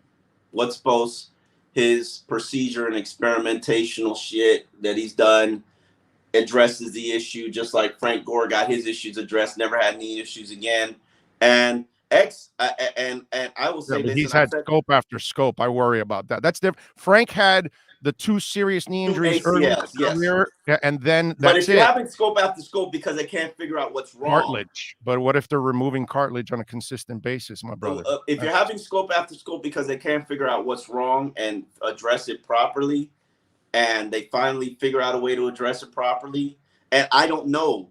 I know what he did was experimentational. The last time was experimentational stuff, and he feels like it fixed the issue, but he's got to go out there on the field and prove it. And I'm not disagreeing with you. And should the Dolphins compensate him before he proves it? No. But my whole thing is, and I have continue to say this, and we'll continue to bring this to the forefront. One, the whole team's watching this, just like they were watching the Jerome Baker situation. Two, you made the issue, Miami Dolphins. You made this issue with Byron Jones's out of kilter, ridiculous contract. You wrote that deal. And then built the defense with Xavien lifting all the heavy weight and Byron just carrying he did a good suitcase. job last year, bro. He wasn't bad. Yes. Byron? Yeah. Byron was. I'm not saying that he was bad, but Byron, the defense was shaded to him. X was on an island against the best cornerback. And how else? And how else would you play it? I wouldn't. If I'm gonna have a guy cover the best guy, I'm also gonna give him help. Wouldn't you realistically do that? Yeah, but wait a minute now. You're also not taking into account the reality of your safety position. You know what I mean? Now with Holland, I think things change.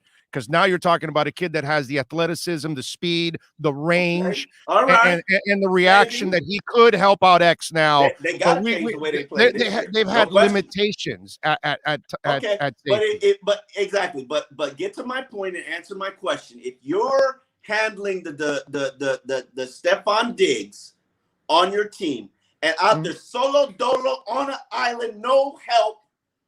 Yeah, while the other Surtain and Madison, bro, I saw that all the time with Surtain and Madison. While the other guy making $16 million more than you's got help over the top of him carrying some scrub, you wouldn't be in your feelings? No, I would be prideful about it. That I'm the badass that can take one-on-ones on. And you are absolutely a badass. But you know what happens when you start? You know what happens when you start getting exposed? They say, "Oh, he's washed. He can't cover Stephon Diggs one-on-one. Like, oh, he's washed. Look at him get roasted.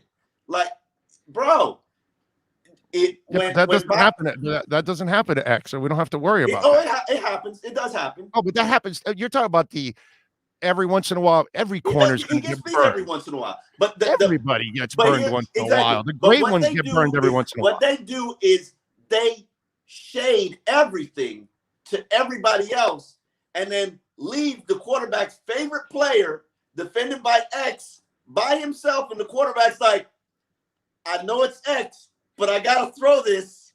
But Omar, that's been going on in football forever, bro. That's when you have great corners, when you have a Rod Woodson, you leave him out there all by himself.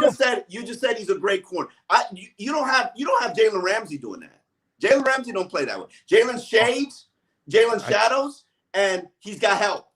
I can't answer how they do it, but I know that if I have a Sam Madison, or if I have a Rod Woodson, or if I have an Xavien Howard, you're going solo, bro, because it makes my defense better. It does. It does. But if you have Surtain and Madison, then you leave both of them on an island. You know what I mean? Yeah. That's what they did with Darrelle Revis forever. Yeah. It was called Revis Island, wasn't it? I mean, last time I checked, right? No question. So it's X's Island now. I want to funnel passes X's way because I know he's a 50-50 chance he's going to come down with the ball. And then I'm going to lead the league in turnovers. I think last year we were at a point, at least I was as a Dolphin, going, man, you got to be a really stupid quarterback to be throwing in X's direction. I mean, it was the only thing open. He should have had 13 or 14 interceptions. It was the only thing open, and that's the defense that they built. But you know what? They build the defense around me, and then they piss me off, and then they mistreat me. That's not, you make it sound. So wait a minute. So it's mistreating that they give you a big ass contract and they also stand by you in domestic issues. You've had 8 knee surgeries and they stand, and no, it's 2 years ago. And they stand right by you and they stand by you surgery after surgery after surgery. And they still gave you a contract after several surgeries. And we had writers in town writing, hey, this is a risky contract because of X's injuries. Hey, listen, there's a bunch of you watching right now on the YouTube page. Find me the articles. You'll see people are writing that it was a questionable contract. Send me the article. So the same contract that was questionable is now a shitty contract. I mean, it's amazing. Listen, send me the article. Send me the article. I do want to know who. Oh, I'm sure. I know I read it. Several people wrote it that, oh, this is risky because of the knee injuries and the history and all that. He led the league I in remember. interceptions. And for those I'm not denying the guy practice, can play. I mean, he's a monster. For those who watch practice, you like what you saw, what fans saw from Xavien last year. That's just the tip of the iceberg because he wasn't even healthy for half the year. He wasn't all the way back. And I'm dying to see what he does this year. Now, do I expect him to go shadow the best receiver on every team? No. I've dealt with these situations more than enough. When a team makes a business decision, you know what a player says? Okay, I'm making a business decision too. And does he absolutely need to shadow the best player? No, he doesn't. And does he need to be out there solo dolo on an island? Like, no, he doesn't. Would it benefit the Dolphins if he did it? Absolutely. Would I or his teammates Smart defense. Huh? Yeah. Smart defense. That's would what I think. or his teammates view him as a bad teammate if he didn't? To be determined. But I've seen that in so many situations where guys are like, yeah, I'm not being paid to play left tackle, or I'm not being paid to shadow, or I'm not being paid to handle rundowns. You're gonna have to. You'll end up in a trade to Pittsburgh. All right, follow him on Twitter at Omar Kelly. Catch his work that man at the just South wanted to play free safety, and don't act like the Dolphins did it. The Dolphins tried to talk him out of it multiple times, and he strong-armed his way out. They got their Swiss Army knife. His name is Javon Holland. He's going to come in and get it done. Follow him on Twitter at Omar Kelly. Catch him at the South Florida Sun Sentinel. Is he going to be Minka Fitzpatrick? He's going to be better than Minka Fitzpatrick. You'll see. All right. And also catch the best Dolphins talk twice a week right here with yours truly and Omar Kelly every single time here on the Big O Show. Omar, you're the best. Thank you, my brother. Much love. All right, bro. You got it. There you go. Omar Kelly.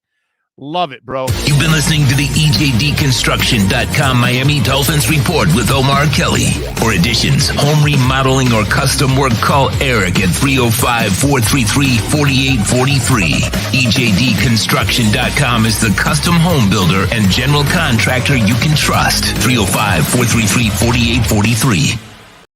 Starting in August, longtime Miami Heat insider Ira Winderman joins the Big O Radio Show. Ira will give insight twice a week on your favorite NBA team. Heat fans get the information you crave from one of the best in the business. From weekly appearances to breaking news, join Ira Winderman exclusively on the Big O Show. Found on most platforms. We're back. All right. This is technically hour number 2 already. We're normally, this segment would last like 20 minutes, maybe 15, 25, maybe. We went like 50 minutes on this. You won't get this anywhere. I mean, that's the beauty of it. It's great back and forth. I love Omar. You don't have to agree with everything in life, man. Okay, that's just the way it goes. But it's fun to talk about it because that's the beauty of sports. We agree, we disagree, we call each other crazy, you're a nutbag. And then guess what? The guy that's called a nutbag sometimes is right. So it happens. You know what I mean? It's a beautiful thing. Love Omar. He's going to be right. I'm going to be right. It's going to happen. You're going to take sides. It'll be fun. Don't worry about it. We do it all year long. We do it twice a week. He'll join us again on Friday for the EJDconstruction.com Miami Dolphins Report. Appreciate it. And remember, folks, smash that like button. Smash the hell out of that like button. Got a bunch of people watching and listening. Smash the hell out of the like button. That's what we need. Big time. Let's see. What else do we have? Eddie says, Omar will never be right. No, Omar's going to be right and he's going to be wrong. I'm going to be right and I'm going to be wrong. Troy says, love your interaction with Omar. I absolutely love it. Well, we're friends, man. It's good stuff. It's fun. Duck Dog says, great segment, O. Ragin says, man, O and Omar going at it today. Loving it.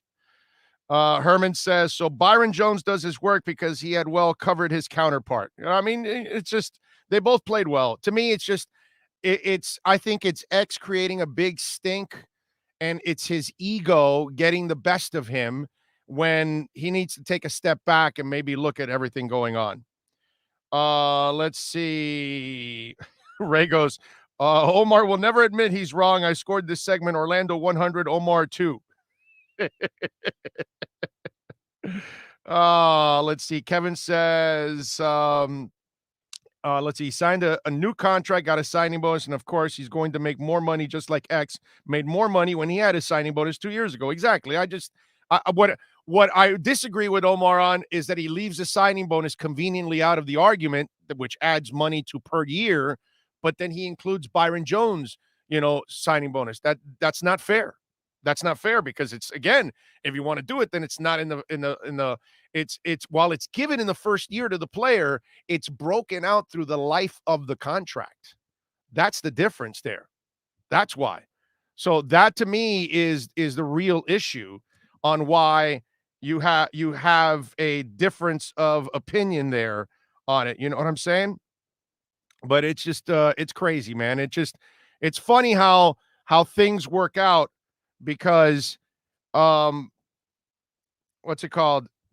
You look at it and you say, okay, wait a minute. This is just a little excessive. You know what I mean? Because the difference isn't that catastrophic. And you also have to credit the team for standing by you, but he doesn't. Okay. That's where conveniently in this argument, whether it's X or even Omar, they conveniently leave out that the team stood by him through all the crap. You know what I mean? I know you don't cut great players right away like that. You cut, mediocre players, fringe players at the drop of a dime for any kind of infraction. The great players you hang on to and you try to correct the issue and you hope that, and that's the other thing that the Dolphins are taking a risk on. They're hoping that he is not going to have this domestic issue ever again, which we never know. I'm sorry, I hate to say this, but a lot of times when you have these kind of domestic issues, it's not the first time that it happened. And when you caught him, it was probably several times in. And does that mean it's going to end? And, not that counseling always eliminates it. In fact, I don't think it ever, or I think it rarely does, put it that way. That person is that person. That's who they are. You know what I'm saying? So that's where, to me, is just a whole different ball game. And that's why I looked at that situation. It's just funny, but it was great conversation as always with Omar, talking a little Miami Dolphins. We're going to talk some Miami Marlins now. Jordan McPherson from the Miami Herald does an excellent job. Of course, you can follow him on Twitter at @J_McPherson 1126, does excellent work with the Miami Herald. Always kind enough to join us now on the program. How you doing, my brother? I'm great. How have you been, man? I've been really good. It's just tough watching the Marlins, bro, because you want to see them win, you want to see them do well, but man, it has been tough sledding for them overall, losing 3 of 4 over the weekend. All right, so let's talk a little bit first about the injuries. What do you know about Jazz? What do you know about Garrett? Jazz, they are calling it it's a shoulder. It's his left shoulder. We're going to get more info closer to 3 o'clock when Donnie speaks pregame, but it doesn't look pretty. I mean, an IL stint should be the minimum, which would be the third time or the second time he goes on the IL, the third time he misses extended time. And Cooper, it was his elbow when he went for that tag in the 8th inning. And it's adding just that extra layer of, we already knew where the season was going. And now you lose the 2 of them. Pablo Lopez is on the IL. And it just seems like everything is just starting to snowball at this point as we get out of the All-Star break. Yeah. And Jordan, that's the thing that screws with me as a Marlins fan, because I feel terrible for the team. Because they've gotten terrific starting pitching. I know their bullpen struggles, and then they can't score. But you can't score, and now you're losing all your offensive players that actually help you score. And then we've got 2 more players that we're going to talk about that probably won't be around to help you anymore for offense.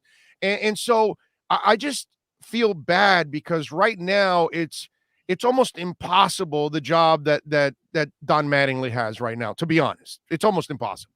No, it definitely is. And it's that nature of where they are in the rebuild. I mean, they're still not there yet. And Don Mattingly is, as much as he's trying to stay optimistic and try to keep the club as upbeat as he can, which again, he is the guy to fill that role with it.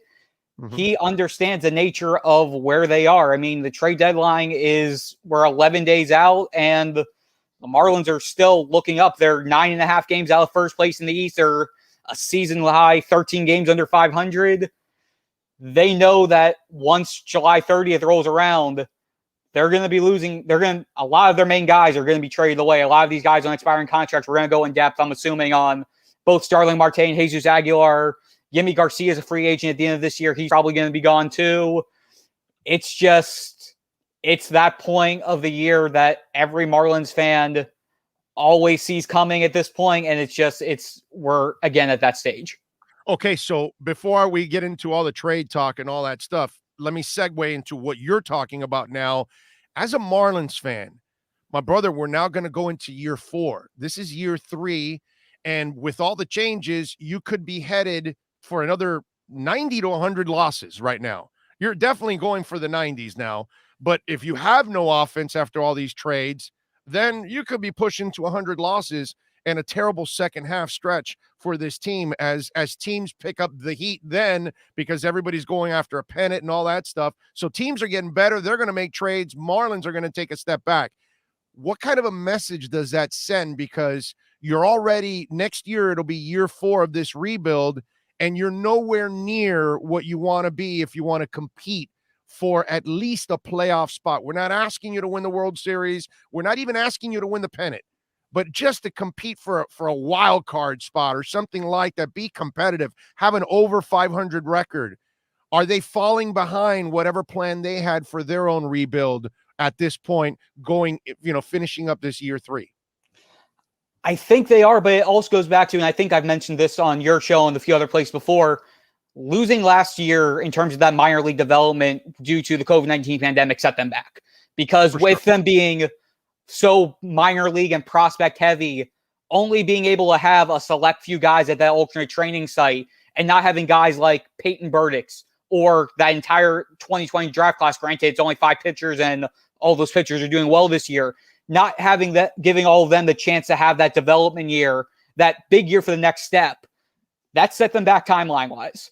But now when you get to this point of the year where you're basically out of the race, they're not going to say that because, again, the NL East is just so up in the air, especially with what we've seen from the Mets over the last week, that they're going to think that they're still in it. But at this point, August and September needs to be that 2-month sample size of the prospects that haven't had that chance because they were competing, trying to get in the division race.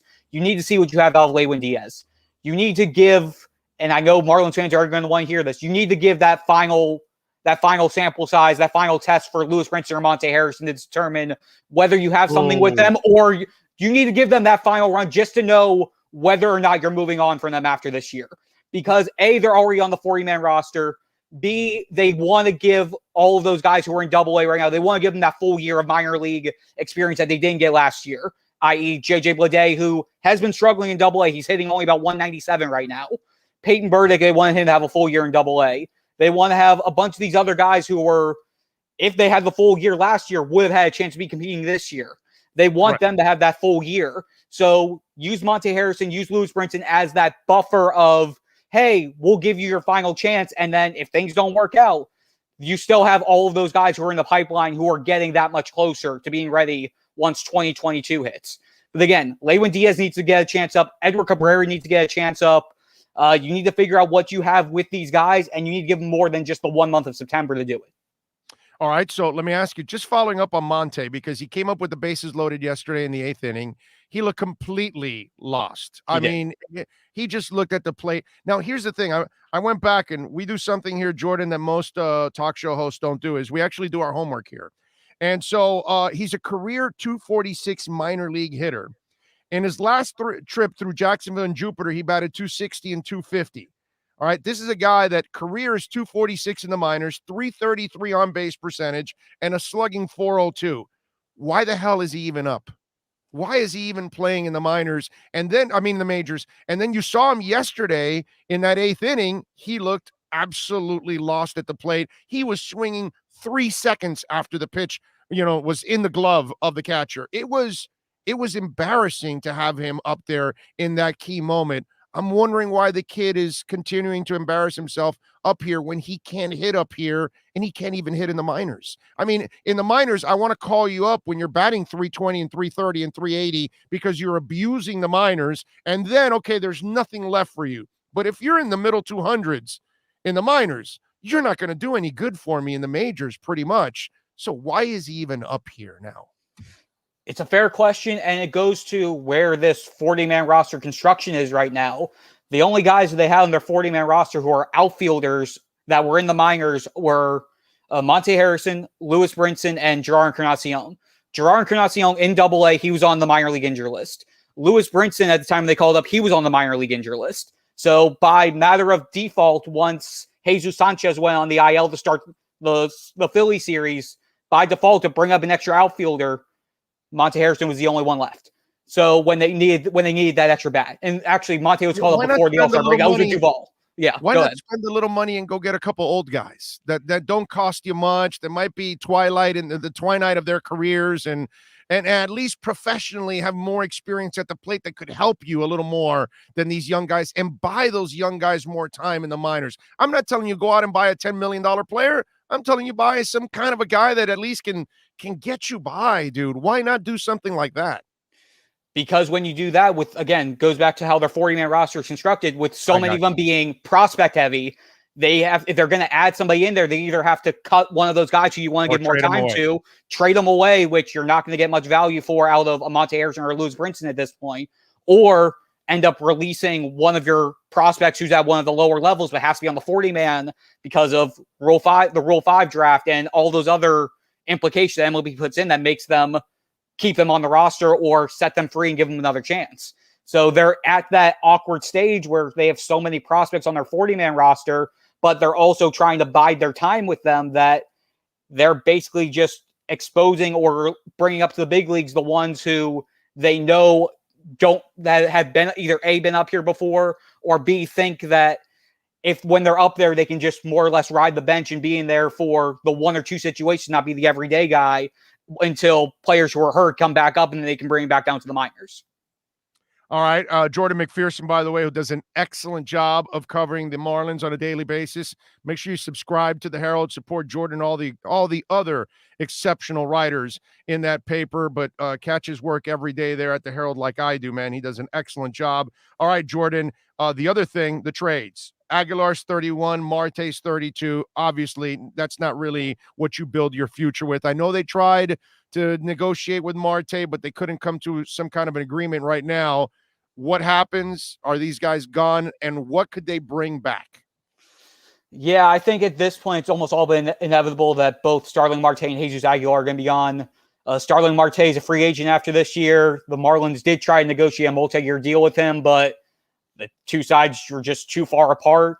It's to the point where, again, Marte's 32. He hasn't been a free agent before, so he knows this next contract that he gets is more than likely going to be his last one. So he's trying to get as much as possible. And knowing, again, with the Marlins, with their minor league system and all the outfielder depth they have, they're not wanting to commit to to anything beyond, I would assume, 3 years.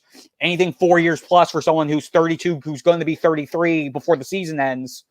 That's just, it doesn't play into the timeline that they're going for. But they should be able to get some really good value out of him. I mean, he's a starting center fielder. He's a steady hitter at the top of the lineup. He's a great defender. You look at a team like the Yankees, for example, and this is just speculation here, where basically every one of their outfielders drops like flies the second they get up to the big leagues, and they're still trying to stay in the race in the AL East. You can probably get some decent return on that if you can sell it right. And then as for Jesus Aguilar, leads the National League in RBI. You see the home run power. You see the solid defense. And to stick with the AL East, again, this is all just speculation here. The Red Sox need a first baseman. They're heavily contending. They're legitimately in this race in the AL East. If you can find the right suitor, you can definitely get a solid return in there. And then you look at some of the other guys, like I mentioned before. Yimi Garcia is going to be a free agent this year. Try to do what you did with Sergio Romo in 2019 when you flipped him to the Twins. You turned a closer into a team who needs a high leverage seventh inning guy, and you get a top prospect like a Lewin Diaz in return. try to sell the guys who are going to be on expiring contracts and try to get an upper tier prospect that can continue building that depth and get you that next wave after this wave hopefully finally makes its way up. All right, Jordan, one more before I let you go. And again, I know the limitations, but dude, Alfaro and let me tell you something. I was watching the Phillies broadcast yesterday. They were tearing him apart, especially on that second pass ball. There was, well, that's kind of, his issue here and this and that and all that. Catching, my brother, that is, we're watching JT Realmuto on the other side. You know what I mean? It's kind of frustrating, and it's not their fault what happened with JT and all that other stuff, whatever. But in the end, they've got to find a way to get better at that position, dude. That position it's a real sore spot for the Marlins. It definitely is. And this year was basically meant to be Jorge Alfaro's prove-it year. Can he be their everyday guy, or are they going to have to move forward? Obviously, the numbers haven't been great. He's had a few decent stretches, but on that consistency basis, it hasn't been there. And they really don't have much in the minors at this point. Their only top prospect among the top 30 who's a catcher is Will Banfield. He's in high A. His defense has been solid, but his bat is nowhere. He's hitting, I think, about 175, 180 at this point. They drafted Joe Mack, the top high school catcher prospect with the 31st pick. But again, that's just him starting his career. He'll be behind Banfield in terms of everything. So free agency is going to be a priority this offseason without a doubt, because again, they better Alfaro, Alfaro is looking like, again, it's looking like they're going to have to find something outside of him to be the answer. But I'm more than sure the way it's going to work out is they're going to work with him through the year and then make a decision at the end of the season. Crazy stuff, man. Crazy stuff. But Jordan, you do an excellent job, dude, covering the Marlins every single day. Follow him on Twitter at J_McPherson1126. He does an excellent job for the Miami Herald. Jordan, as always, thank you, my brother. Excellent work by you, sir. Thanks so much, Vigo. You got it. There you go. Jordan McPherson, man. Good stuff. Joining us here to talk a little Marlins. No, we're not abandoning the Marlins. We're not abandoning the Panthers. We're not abandoning Inter Miami. No matter how bad some of these teams are, Panthers aren't bad. Panthers are good. Panthers are really good. Just got to figure out this damn Tampa Bay Lightning.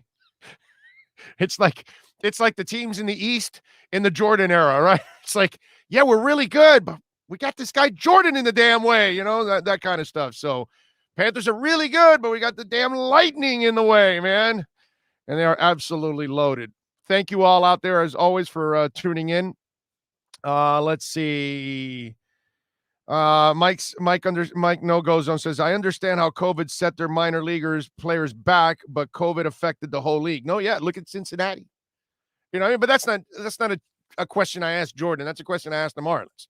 Well, you tell me, well, what about Cincinnati? They're not that good, and they're competing, at least. They find a way. How come you guys haven't found? You're in year 3. That's the problem with the Marlins now. You're in year look, dude, the Dolphins are in year 2 of rebuild, and they won 10 games. We're sitting here hoping now for the playoffs in year 3. That's a rebuild. It's a really fast rebuild. But if you're the Marlins, you're in year 3, and there is no light at the end of the tunnel. Like the Panthers, there's a light, dude. They're kicking ass. Maybe if this young goaltender is the shit, then the Panthers could go and play against the Lightning. Hopefully next year they don't meet the Lightning to the second or third rounds, and they can advance and get some experience. You know what I'm saying? But the Panthers are good. They give us hope. That it's there. Inter Miami right now, the only hope I have with Inter Miami is that I know that George Moss will eventually win because he'll figure it out. He'll spend money and he'll do it. But right now, they're screwed. The decisions they made in year 1 have buried this team now for a couple of years. Okay? But I don't see hope for Inter Miami next year. They're going to be a bad team again next year. They're a bad team now, and they'll be a bad team next year. Marlins, they're a bad team now, and they're going to be a bad team next year. Are you telling me that Sherman's all of a sudden going to open up the wallet and spend $100 million? No, he's not. No. And it's a shame because they have the starting pitching to compete. And one of their best pitchers didn't even pitch this year. Okay? That kid will come back next year, and all of a sudden, you've got a monster staff. And they drafted 400 more pitchers. So they've got a ton of pitchers in the minors. They've got guys that are close to getting called up in the next year or two, and they drafted a whole bunch of other guys that are going to be calling them. That's super smart on their part, by the way. I will give the Marlins that because pitching is so tradable, and you can get so much more back for pitching. It's awesome. So I get what they're trying to do. You load it up, you have great pitchers, you have a plethora of them, and you trade some of them for other pieces. But the problem is, Bubba, you're going into year 4 now, and you have no shot at the playoffs next year. I can already tell you, next season for the Marlins is over before it started because they're not going to spend the kind of money they need to get into the playoffs, and their youngins aren't even ready to get into the playoffs yet. So that's where it gets a little shady. And whatever your rebuild plan is, you have fallen behind. Okay? And this is not the town where you want to fall behind. Because people they're not like me that I watch no matter what. No, they're going to tune you out. So it's a shame. Troy says, so disappointed with the Marlins this season, especially after making the playoffs last year. Mike, he was gone already. Oh, can you ask Jordan if he considers Kim Eng a disappointment? Well, I can't.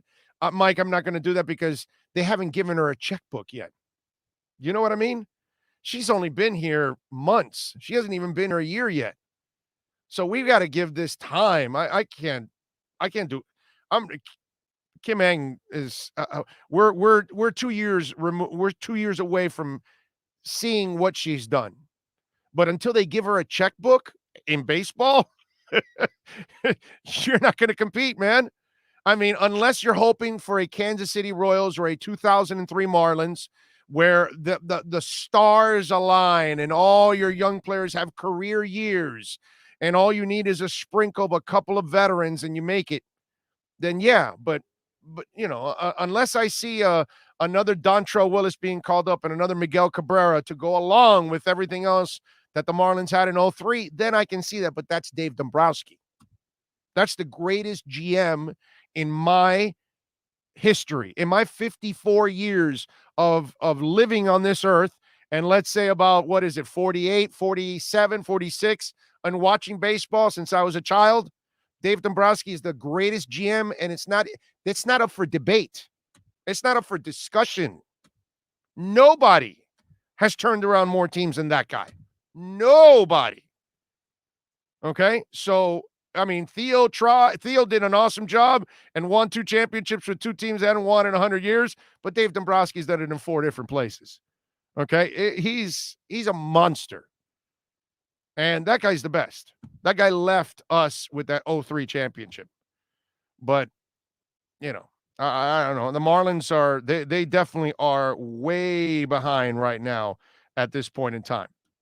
I do want to mention, because I guess I lost it. But Mike Dizzle, thank you, Mike Dizzle. I lost your what's it called? Super chat. Thank you for your super chat, sir. I just lost I know you wrote something, but we started the Omar interview and you sent it in right before the Omar interview started. We were on the break coming in, and then I couldn't read it that moment because we went into the Omar interview and that thing lasted 50 minutes. So, and then we went right into Jordan. So I apologize that I'm not able to find. I wish I could find what you wrote on there, man. So I am sorry, but thank you, sir, for chiming in on a little super chat. And I think I read it where he said, I know that YouTube's going to get 30% of this. Next time I'll go to Venmo or Cash App or something like that. So thank you all out there, man. I appreciate it, man. Big time.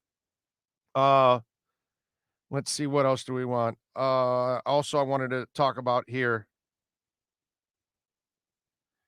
Oh, yes. I wanted to mention that we also had something else come in here. Let's see. Michael McLean, who chimed in on Cash App. Thank you, sir. Also sending in a little love on Cash App. Steve Chapman. Thank you, sir. Sending love in on Venmo. Appreciate you. Donnie Urig. I hope I didn't butcher the name. Donnie, thank you, sir, for chiming in on Venmo. And remember, Cash App or Venmo, Cash Big O Show. That's Cash Big O Show to participate and donate to the program and help the cause. Appreciate it. Remember to smash the hell out of that like button. Let's crush that like button. We need it. Crush it, baby. That's what it's all about. Let's see, what else do we have here that I want to get into in the world of sports? You know, I talked a little bit about the Dolphins, and we're watching in the NBA Finals. And yes, this has to do with two of the NBA Finals. Stay with me on this one, okay? I want you to pay attention to what I'm telling you now on Giannis and Tua, because Giannis and Tua have something in common. Yeah. And I know some of you are going, where the hell's he going? What do you mean Giannis and Tua have something in common? Oh, what the hell are you talking about? And this is what I'm talking about. We already, after one season, some of us, have made this determination about Tua, that he's not this and that he's not that and that he can't do this and that he can't do that, right? And I've heard it all. I've heard Tua's too small. I've heard, oh, well, Tua doesn't have a strong arm. Oh, well, Tua played on a great offense in Alabama, so his numbers aren't real. He was carried by the offense. You know, all those kind of things. Devin Jordan, thank you, sir, on Cash App. Appreciate you. And so I've heard all of this, right? Meanwhile, Giannis can't shoot. Oh, no, but he can't shoot. And we're so in love with shooting now in the NBA that if you can't shoot, that means you suck and you can't get it done. Giannis is one win away from an NBA title against a team that can shoot. He found what he is. The team embraced what he is. The coach allowed him or told him, or they made it this way, that this is the way you're going to play. Everybody else will play around you. And it's worked to a T now. It's beautiful. Okay? They did what Phoenix hasn't done in this series. They won on the road. Now they put themselves in position tomorrow night to close out the Phoenix Suns. But what I'm trying to tell you is Bernie Kosar had an ugly throwing motion that nobody has ever had again in the history of the NFL. And I don't know if anybody else ever will have that sidearm type thing, but it was effective, mofo.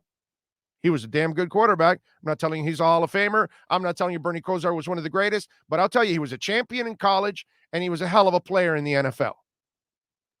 Joe Montana didn't have a strong arm either. He wasn't this big physical presence either.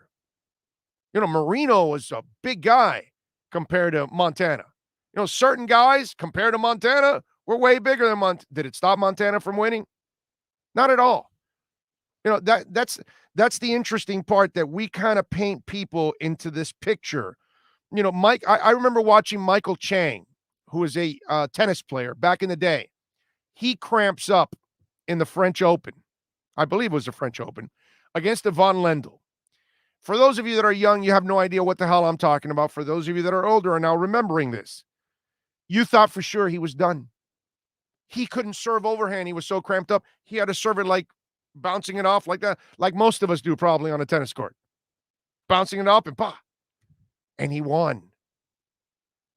You know, it's easy to paint the picture on what somebody can't do, right?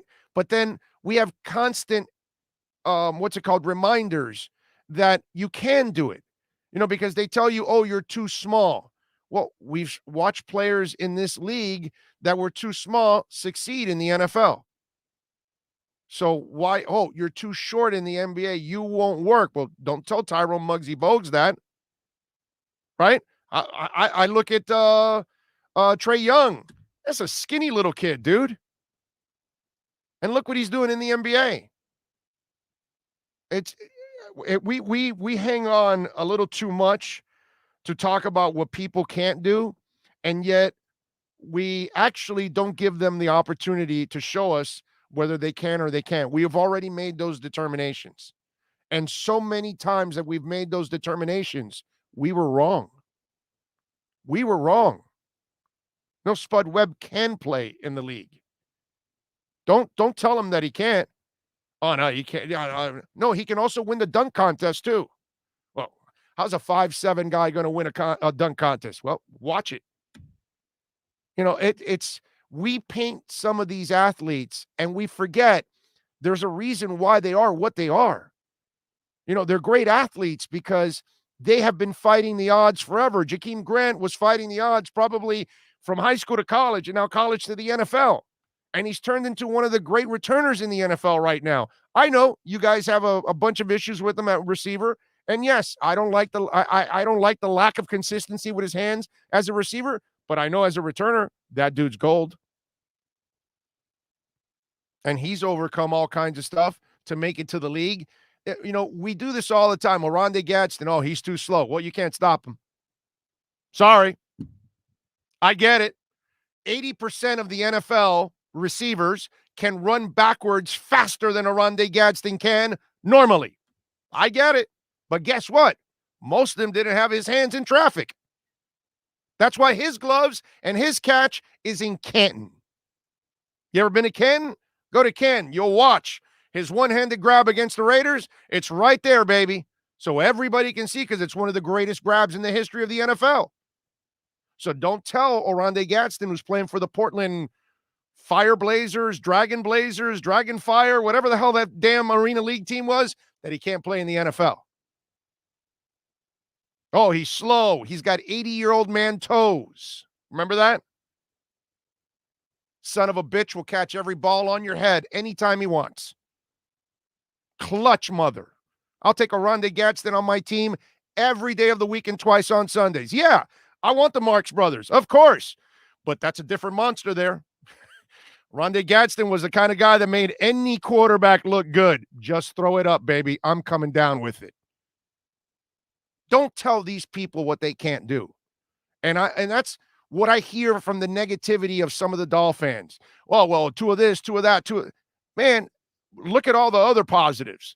Dude was a winner. Dude is accurate as hell. Ball placement, anticipatory thrower, tough as hell. Yeah, I said tough as hell. You don't come back from all those injuries if you're not a tough sumbitch.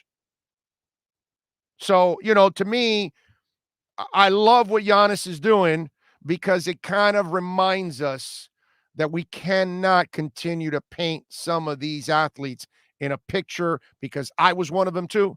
Well, Giannis can't shoot, man. You can't be elite like this. You can't lead a team if you can't shoot. But what if you get other shooters around him and you let him dominate the way he does? That's what Milwaukee's doing. And that's where those of us that are saying, oh, no, if he doesn't learn how to shoot, he's not going to be able to take them to the next level. Well, guess what? He didn't learn how to shoot to take it to the next level, and they're already at the next level, and they're one win away from the title. So it's a nice reminder for those out there that are constantly bashing Tua and constantly saying what they think he can't do. But I love that they never say what he can do and what he's done and what he's accomplished. Because, you know, people are like, well, his year wasn't good enough. Well, okay, I get it. You're comparing it to Justin Herbert. That's fine. He didn't have Justin Herbert's receivers. He didn't have an offseason to actually throw footballs. He had to recover. He had to recover from a hip in the offseason. He didn't have an offense designed by him.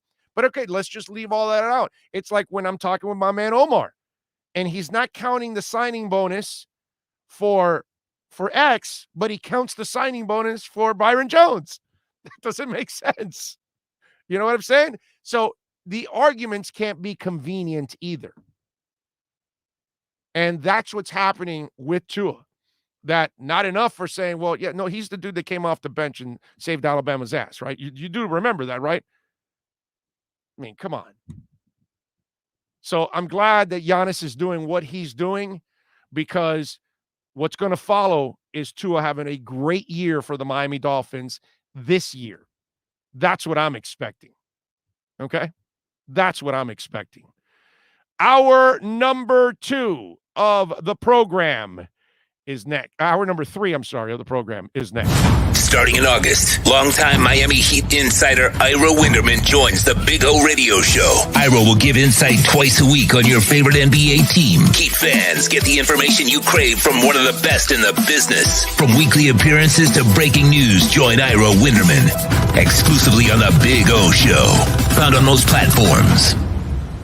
There's no need to drive around South Florida wasting valuable time looking for a new or certified pre-owned Acura. Go to the #1 volume sales dealership in the Southeast United States. Craig Zinn's Acura of Pembroke Pines. Purchase with pace and space in a dealership tailored to your needs. From home buying to providing that personal touch. Contact the 2020 Satisfaction Award winner Craig Zinn's Acura of Pembroke Pines. 888-776-5123. That's 888-776-5123. Or visit them at 15601 Pines Boulevard in Pembroke Pines. The viewpoint, statements, or beliefs expressed on the following program by the host, guests, or callers are not necessarily the opinions of FantasyXS.com, Media Group Inc. ownership, management, sponsors, or website. When it comes to South Florida sports teams, very few in the media have witnessed, lived, and covered it like the Big O. Let's start the program dedicated to your favorite South Florida teams with a passion that's unmatched. The Big O Radio Show is on. Here's the Big O. Hey, welcome back. Hour number 3 already on the program. I mean, I haven't planned to expand the show yet, but, you know, once in a while we expand it on its own. And so there you go. We're going past the 2 hours. Appreciate all of you out there. I see Devin Jordan in the house. Big O, why is the Marlins bullpen been such a disaster? They work so hard to get the lead and lose it because of the bullpen. Money, money, money. Plus, I think all their draft picks haven't developed yet, so they can make some of them bullpen guys and that kind of stuff. So that all hasn't worked out. That's why, Devin, the real bad part is for the Marlins is that they're 3 years into this rebuild, and there really isn't an improvement happening right now. And that's the sad part, you know? Troy says, Phillip Rivers had an awkward throwing motion. Yeah, it was like a shot put. Yep. And just as bad as Bernie. Yeah, but Bernie's was like this side, like it was like a side arm type of thing, but he was an effective mofo. I mean, Larry Bird had one of the ugliest shots in the history of the NBA. Now, who else do you want shooting the last shot? Nobody. Okay, maybe Ray Allen. I don't know. There's only a couple guys that maybe you can make an argument, but you want Larry Bird, bro. 6'10". He's enormous. Stands outside. How the hell are you going to block that? And it's money. In fact, Larry Bird lived for the moment to stick it to you, bro. Those are the guys you love. The guys that want to be in those moments. That was Larry. Ugly ass shot. Effective. Hall of Fame-ish. Love watching Borg, McEnroe, Connor, and Becker play tennis. That's some great rivalries. Yes. Yeah, when tennis was actually men's tennis was really good. Women's tennis has been awesome. Women's tennis got better, actually. You know, Serena took it to another level and all that. Women's tennis I love. Men's tennis is the one that's a little weaker. Although Joker and Federer have made, you know, Federer is the greatest of all time. But I think the rivalries of back then were probably better. Yeah, I'm with you. And Mr. Clay too. Damn it, what's the name of Mr. Clay? I'm brain farting now, but you know, those 3 guys have made it just absolutely awesome to watch tennis too. At that end, but I would say that it's not as sexy as it used to be, men's tennis. I would definitely agree with that. Jakeem Grant, sponsored by Butterfingers. Marta is in the house. Hi, Marta. Let's see. John Rouse says, I like Hakeem Grant. It's Jakeem as a returner, but I cringe when the ball's in the air and he's going to be catching for the return. After the catch, I'm good. No, wait a minute. But John, his drops aren't during returns, actually. If you noticed, he really rarely ever drops the ball during a return. It's really at wide receiver where he struggles. I don't worry so much at returns. In fact, I don't worry at all in returns. I'm sorry. Let me rephrase it the right way. I only worry when he's a receiver. But now, barring health and everybody stays healthy, let's enough of the bad luck. If most of the guys stay healthy, Jakeem Grant should play very little wide receiver. He should be no more than a decoy this year. Maybe you use him once in a game where you actually throw it to him, but put him out there for 5 or 6 plays. And most of the time, a decoy to take somebody out because the speed is scary, you know, that kind of stuff. But you're going to have to throw it to him every once in a blue moon because you've got to keep the defense honest, and they've got to have it on film that you will test them with him. So you're going to have to throw it a couple times, but not much. You don't have to use Jakeem anymore like you have the last 2 years. Now you can use them on an incredibly limited basis where it's more of a strategical thing than anything else. Nadal. Thank you. Rafael Nadal. Thank you, thank you, thank you, thank you. Let's see. Oh, thank you for mentioning that the fans try too hard to find deficits. Players isn't this, isn't that, can't this, can't that, when some things are quantitative and cannot be measured. Amen. Amen. Connors McEnroe was a great rivalry. McEnroe was a personality on the court. Yeah, no doubt. No doubt. We had a lot of personalities back. Jimmy Connors was a personality. What's it called? The Eli Nastasi was a personality. Yeah, man. We had men's tennis was so much more entertaining back in the 70s and the 80s. There's no doubt in my mind. Sampras had no personality, but he was a hell of a player. You know. Chad Pennington had a weird throwing motion, but the ball always got there. Yeah, he was a weak arm guy, but he was a winner. Wouldn't Joker be considered the greatest tennis player, not Federer? Joker only is 34 and will have the record for most Grand Slams soon. Well, we got to wait till he has that. If his body holds up, then yeah, and if he doesn't go out to have many parties to catch COVID, he should be fine. Yeah. We'll get there, and then we'll say Joker's my favorite. By the way, Joker's my favorite tennis player of the modern era right now. He's been the guy that I've watched since he was really, really young. I was a Joker fan, and I know he's kind of a jerk too, on top of all of that. But I love watching Joker play. But I got to give Federer the title right now as the greatest ever. Could Joker be that guy? Maybe. We'll see. Let's see, what else do we have here? Andre, I love the Agassi too. That was good stuff. All right, what else do we have going on? I found a very interesting article. Well, it's kind of interesting and baffling at the same time. And it was trade scenarios for X and the Miami Dolphins. And when I brought on Omar and I asked him about a couple of trade scenarios, and he mentioned one of them was New Orleans, which I again, because they've got to pay the corner, I don't think they're going to do that. That's a lot of money that they would have to do for both guys. So it would be a real pain in the ass for them. So I was reading this article, and I'll give you the man's name in a second here after I pull it up. And he came up with 4 ideal Xavien Howard trades. Okay. And this gentleman's name is Matt Fitzgerald. Now, first of all, he picked the Dallas Cowboys, which makes a lot of sense, actually.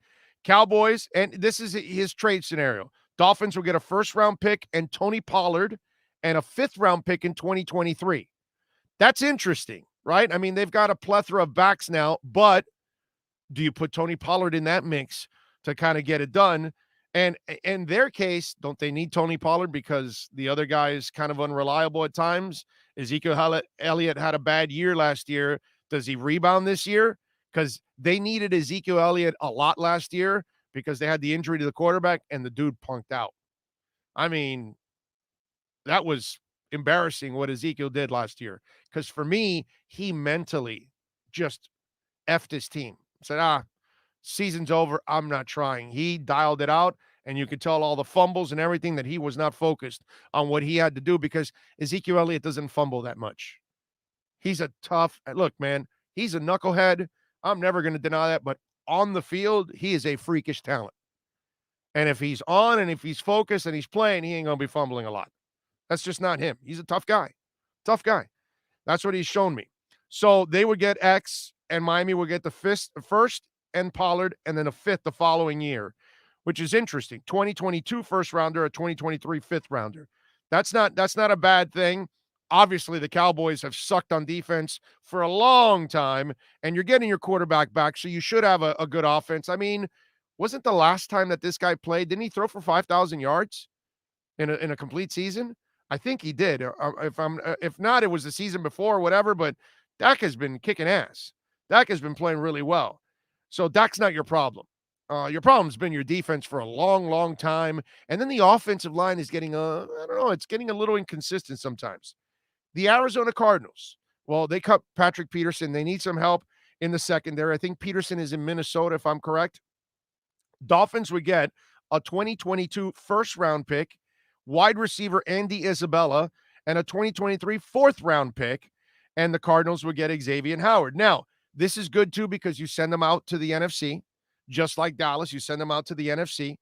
You get a first-rounder and a fourth-rounder. That sounds about, around there. I thought it would be a first and a third and a third.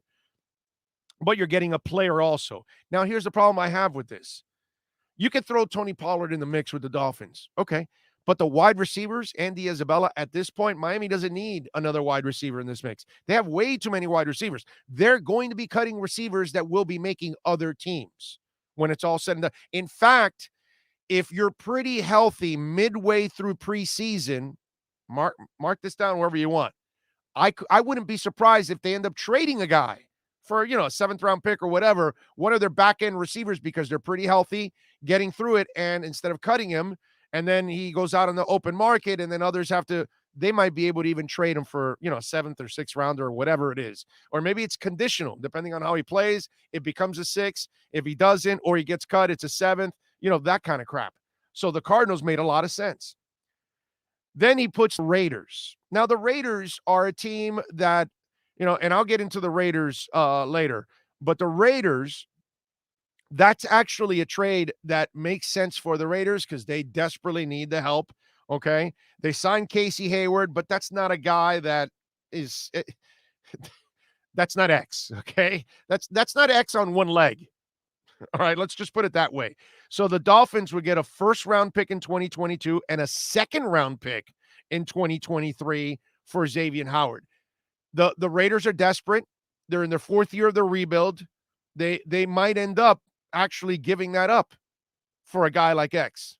And again, you send them out, even though it's in the same conference, you send them out west. That makes a ton of sense. Now, here's where Mr. Fitzgerald absolutely loses me, and I don't know if he did his homework or not. He says the Dolphins trading X to the New York Jets. Come on, man. First of all, Dolphins are not trading X to the Patriots, to the Bills, or the Jets. Those are three teams that are off the board. Done. Okay? Now, it'll take a trade to the AFC, other divisions, but they're going to have to give up like what the Raiders did, like a first and a second. It's got to be pretty high. But in the real world, they're probably going to send X to the NFC, so they don't have to deal with them much. Anybody that thinks that the Dolphins are going to trade from within and help the Jets or help the Bills or help the Patriots, because you could be helping them, even though in the trade they might help you, you're going to help them. You're giving them one of the best corners in the NFL. So if they're going to give you one of the best corners in the NFL, you need to get a world in return. You know what I'm saying? And you just don't do that. It doesn't make any sense. If it's a lesser player, then I can see maybe a trade within the division because it's for a fifth rounder, a seventh rounder, whatever, something later. That's fine. But something like this, you do not trade inside your division. That's where this guy Fitzgerald absolutely lost me with this one. But I will say Cardinals do make sense. Cowboys make sense. And the Raiders make a ton of sense. All of those are placed. I mean, there's a lot of teams that need a great corner. But the Raiders have to start winning. They have to really start getting it done. The Arizona Cardinals, they're getting closer and closer to the point where they've got to shit or get off the pot with their quarterback, right? Kyler Murray. And so you've got to get to a point where you've set everything up for him to win and find out, is he the guy or not? Right? Because he doesn't really put up great numbers. He's effective. He helps you, all that, but he hasn't really put them over the top yet. But the team hasn't been there yet. Now you give them an X on defense, and all of a sudden now, that they've got the weapons, they've got the offense, they've got to fix the defense now in the process. This is one way that they would do it. And then the Cowboys, my Lord, they are a cancer on defense. They suck. They're embarrassing on defense. Those trade scenarios make a lot of sense. Now, whether the trade compensation is correct or not, hey, man, he's just having some fun with it. He's not going to, perfectly nail all of this stuff. Maybe he will. Who knows? But it's happening. Get ready, Dolphin fans. It's happening. They're going to move him. It's just a matter of time when they're going to move him. And I got to tell you something, for the building and the betterment of this team, it's the right thing to do for the Miami Dolphins. There's no doubt in my mind. The right thing to do is to trade him and to move him. Don't forget to smash the hell out of the like button, please, while you're watching the show. We appreciate all of you out there smashing the like button, giving us some love. Also, remember, you can reach out to us on Cash App or Venmo, Cash Big O Show. That's Cash Big O Show. Best way to do it to support the show there. You can send in your questions, your comments on the YouTube chat board. If you're listening to the podcast at any time, day or night, I don't care when you're listening. I respond to your emails at bigoradioshow@yahoo.com. That's bigoradioshow@yahoo.com. Please send them in.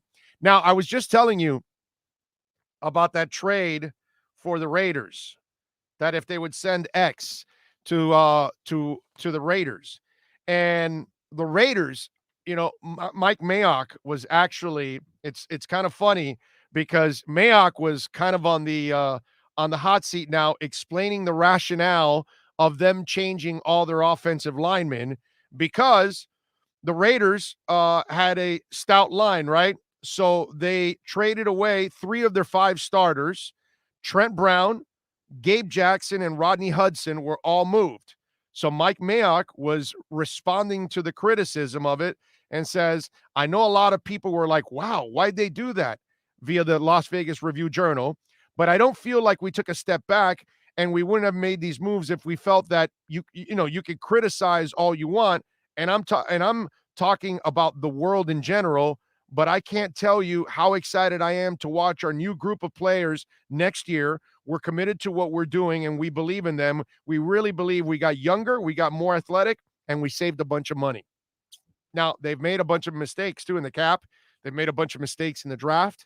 And here's the other thing that I, again, doing our homework here on this show, 4, 7, and 8 wins in 3 years. They're 19 and 29, and they're going into their 4th year. Meanwhile, we're Dolphin fans, and Flo has a 10-win season in his 2nd year with no franchise quarterback. They have Derek Carr. Let me say it again. They have Derek Carr. Okay? So they have a franchise quarterback. And yet, John Gruden is 19 and 29 in his first 3 years. I ask this of every Raiders fan that's out there. I never believed in John Gruden from the second they hired him. I called this a clown show. So far, I'm being proven right by 100% here on this one. I want to know, are there actually, unless, to me, there is no way that there's a Raiders fan that's confident in the season this year. Because if you're confident in this season, blind ass fan alert. Look out, everyone. We've got a blind ass fan coming through.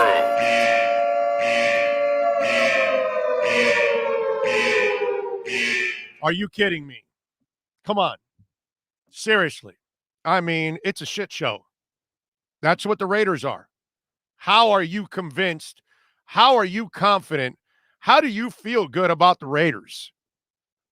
Because I'm seeing all this, and you change 3 of your 5 linemen. That's not a good thing. Okay? If I'm the running back, I'm not happy about that. If I'm the quarterback, I'm not happy about that. Offensive line takes a while to gel. We're watching it here with a bunch of young guys, and it's going to be a little bit of a mission, I will admit. Now, it's good that 3 of these guys are in year 2, and now we'll see what happens with Eichenberg being added to the mix. And then Dieter, I know, has been here now into his year 3, but he hasn't been starting yet. Hopefully he could get an opportunity to start. If not, you'll use the veterans, and it'll be a little easier transition. But I'm just wondering, because I'm seeing that story, and I'm watching the Raiders, and what a crap show that is. How in the hell are you confident about the Raiders? If I'm a Raiders fan, I am pissed because you're stuck with this clown for a couple of more years. They give him a guaranteed 10-year deal. And this is a cheap-ass team. It's a cheap-ass owner, just like his dad, unfortunately, rest in peace. They don't pay coaches. So the fact that they did this, something that his dad would never do. But they're not like heavy pockets or anything like that. They don't have deep pockets is the better word for it. When it's all said and done, they will keep John Gruden around because they can't pay him off to go. And this will be the nail in the coffin that kind of proves that John Gruden's, quite a phony. Because I always laughed, where I always laughed about John Gruden? He did this QB school stuff on ESPN, and the mother never developed a QB in his life. Ever. You're Andy Reid, you can do the QB school. You're Bill Walsh, you can do the QB school. You develop quarterbacks. I get you. If you're the guy that develops quarterbacks, like Brian Daboll now, what he has done with Josh Allen, what's it called? John Gruden couldn't do that in his dreams. In his freaking dreams. He's never done anything like that. I get it if you know how to develop a quarterback. I'm good with that. But why are you doing QB school when you've never developed a quarterback in your life? It's crazy. And I never bought into John Gruden. And every year, this guy proves to me that this is going to be a clown show. But then again, look at the owner and look at the haircut.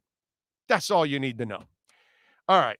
Reach out to us at Big O Radio Show at yahoo.com. That's Big O Radio Show at yahoo.com. You can also chime in on the YouTube chat board if you got any questions or comments. Inter Miami did not play their game Saturday against the New York Red Bulls, got postponed because of weather. They will take on New England on Wednesday at Drive Pink Stadium.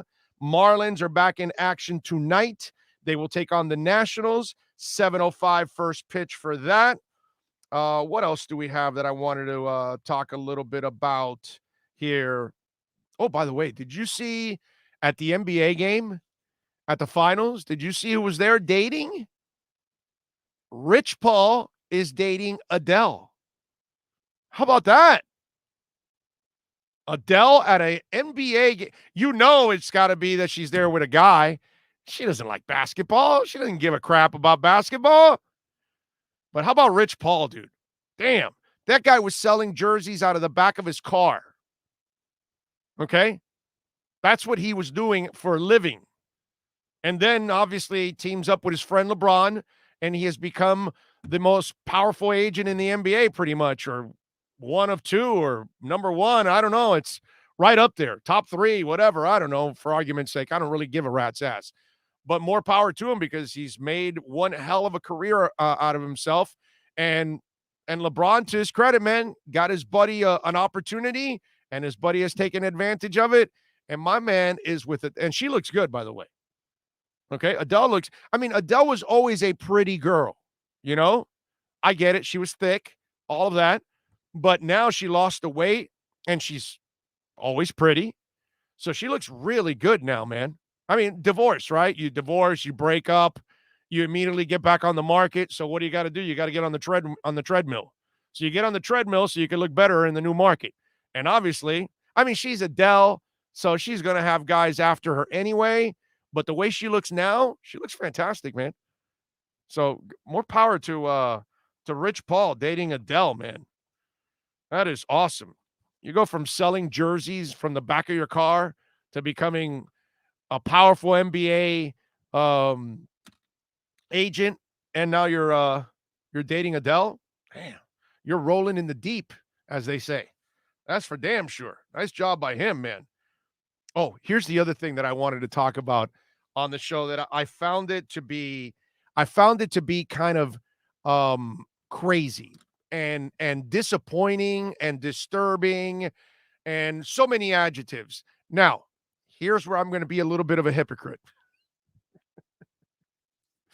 But, listen, I'm going to get in trouble for this every once in a while because that's what we do as a talk show host, man. We're going to say things that, But in New Orleans, okay, right now, the reports are that Taysom Hill is reportedly the favorite to begin the season as a starter. Now, I know Taysom Hill is the gadget quarterback and all that stuff. I got to tell you something. I'm going to go against what I said earlier, that we kind of say what athletes can't do. I don't look at this guy as a franchise quarterback, he's going to have to do it and prove it to me and prove me wrong. And I'll be happily to admit when I'm wrong, because I don't care when I'm wrong. It's going to happen. I'm going to be right. I'm going to be wrong. I don't believe him. But the flip side of it that to me is the most disturbing part is if Jameis Winston cannot beat out Taysom Hill, his career is over. Okay? It's over. He's done. He's cooked. History, forget about it. And he's going to fall with the Jeff Georges of the world, even though Jeff George actually accomplished more than this guy did. He actually played better football than he did, but still, Jeff George was an underachiever because we knew that he had the talent to be one of the great quarterbacks of all time. Jameis Winston has the talent. The Lord gave him, blessed him with the physical ability to be great. But it's here. It's always here, man. That's what separates the Tom Brady's from the Jameis Winstons. That's what separates the Tom Brady's from the Jeff Georges of the world. You know, I'm not going to put Vince Young in the category with those guys because Vince Young was never the passer that these guys are and can be and have been. You know what I'm saying? He was an athlete but I could find, and Achilles Smith was another one that was a bust, but Achilles Smith and Vince Young were never the quarterbacks that Jameis and Jeff George were. So when they fail, okay, they're failed picks, but I don't look at them the same way I look at these other guys. Because there's a few of those guys that have come through the league that you knew they had it all, dude. But it was mentally, whatever was missing. And if you're Jameis Winston, you have been handed the opportunity of a lifetime. Dude, this is the second opportunity of a lifetime he was handed. He was drafted by his home state team. He goes from Florida State to Tampa. They give him receivers that are just diamonds. And the guy just throws interception after interception after interception and just screws everything up. Now, he gets to the Saints. He gets to play with Sean Payton, one of the best offensive minds we have, one of the best quarterback guys that we have in this league. And yet, you can't excel there either? And you're going to get beaten out by Taysom Hill? Now, I know, listen, it's late July. It's still too early. Maybe Jameis comes out firing in training camp in the preseason and wins the job. And then, okay, that early report was not a big deal. It meant nothing. But if he does end up losing the job to Taysom Hill, I've watched Taysom Hill, man. That's a limited quarterback. While he's athletic, he's limited as a passer in the pocket. That's not the dude. You're going to have to prove it to me that you're the guy. You know what I'm saying? But that's, to me, is what stood out from that story. You're going to lose your job to that guy? Seriously? I mean, if I'm Jameis Winston, I'm just, bro, give up. Just go into the corporate world and go do something. But that, to me, no way. No way, man. I mean, he's done a lot of dumbass things in his life. You know what I'm saying? Jameis Winston. And he's pretty much been able to overcome all that. He stayed out of trouble. Still does a couple of those awkward things every once in a while. You're like kind of scratching your head, but this is your and gifted two great opportunities, man. I mean, he had a team that was basically built almost for a Super Bowl, but he could not be the final piece, unlike Tom Brady. And I know, I get it. It's a little, wicked to compare the two guys, but that's this. And we've seen several of those guys over the history of time in every sport possible. And you knew physically they could do anything and everything on the field, on the pitch, on the ice, on the court, you name it. But it was this that stopped them. Whiteside. Right? It's not that he lacked talent. He didn't lack talent. He lacks brains. He lacks what's between the ears. And it's not, Jameis is a smart guy, because this guy passed the Stanford entrance exam. So obviously way smarter than me. I can't pass the Stanford entrance exam. Not now, not when I was in school. I wasn't going to pass the Stanford entrance exam. Hells to the no. He passed it. So Jameis has book smart in him, but there's a difference between book smart and football smart and making decisions at split seconds. It takes a gift that almost no one has in the world. That's why you can't find 32 good quarterbacks, because the world has not produced. It cannot produce 32 good quarterbacks. It's impossible, is what it seems like, because it's that hard of a position to play. It takes that special of an individual, and it takes more than talent. And Jameis Winston once again is proving that it takes more than talent to get it done.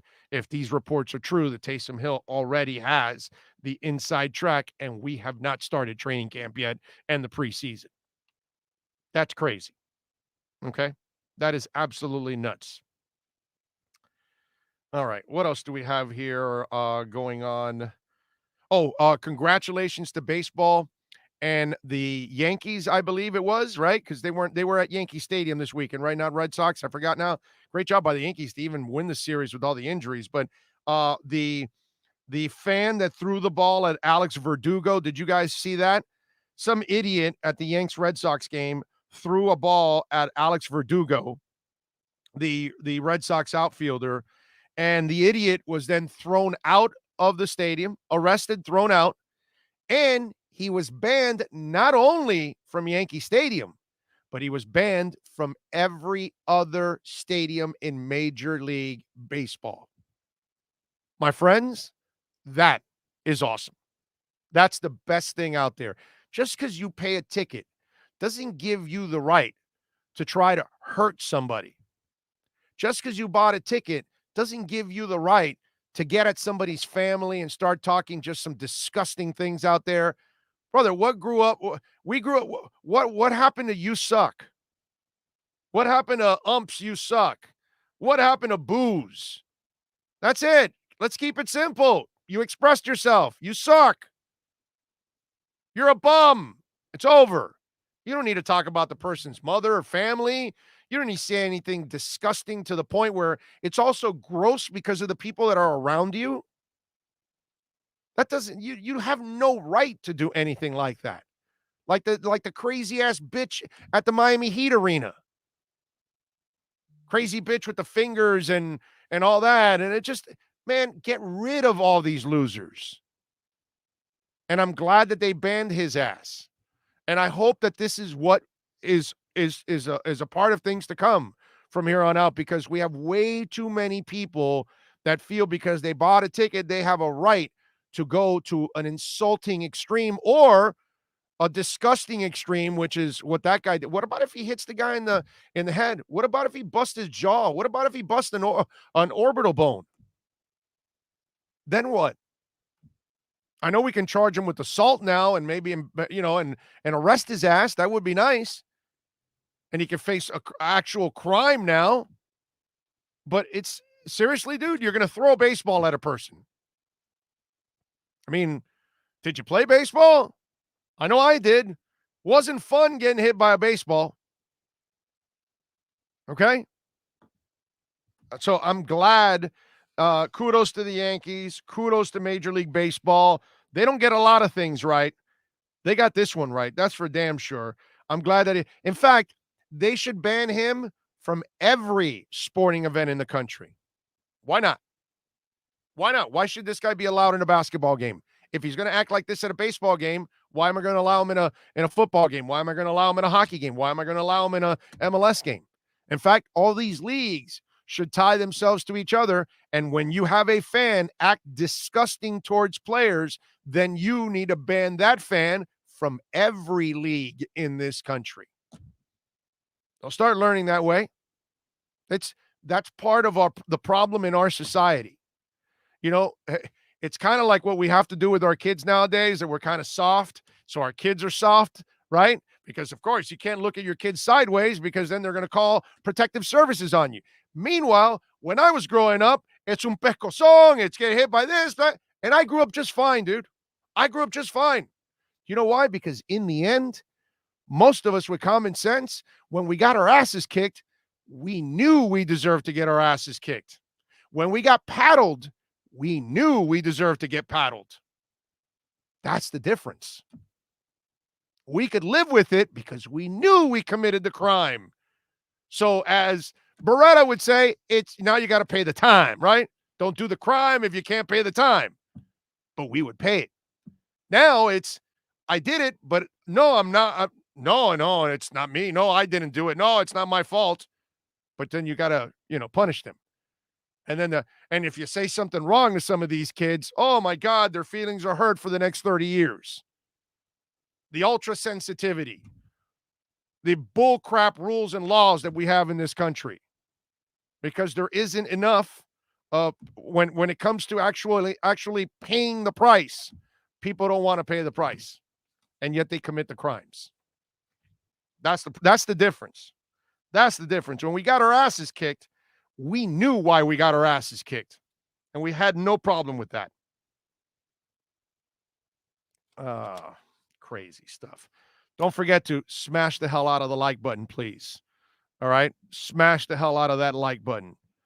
The legend of Rick Weaver lives. Holy Toledo. There we go. I always loved when it was my favorite Rick Weaver call is when it was 3rd and long. He would call it 3rd and a cab ride. That was my favorite, one of my favorite lines, probably my favorite line of Rick Weaver. 3rd down and a cab ride. That was awesome. What do we have here? Looking for some questions. I see there's a lot of interactions. I want to trade. I want to trade with a desperate, dumb team who will have as bad a record as possible so that our draft picks will be high. I love rooting against the Texans this past couple of years. That was fun. He's right. Eddie's right. I mean, you can't argue with that. I'm sure that goes into consideration for Chris Grier, that if it's a bad team. But I got something for you. Eddie. Okay. So let's say the Jets are the Jets, and they don't really win a lot because they're the Jets, and they win 4, 5, 6 games. So you have a great the same trade that the Jets can offer you is the same trade that the Raiders will offer you. And the Raiders will probably win 6, 7, 8 games, which could be just as much as the Jets or maybe a little bit more. Maybe they get to 9 this year. Who knows? And they can crack a champagne bottle over there in Las Vegas. What do you do? What do you do at that point?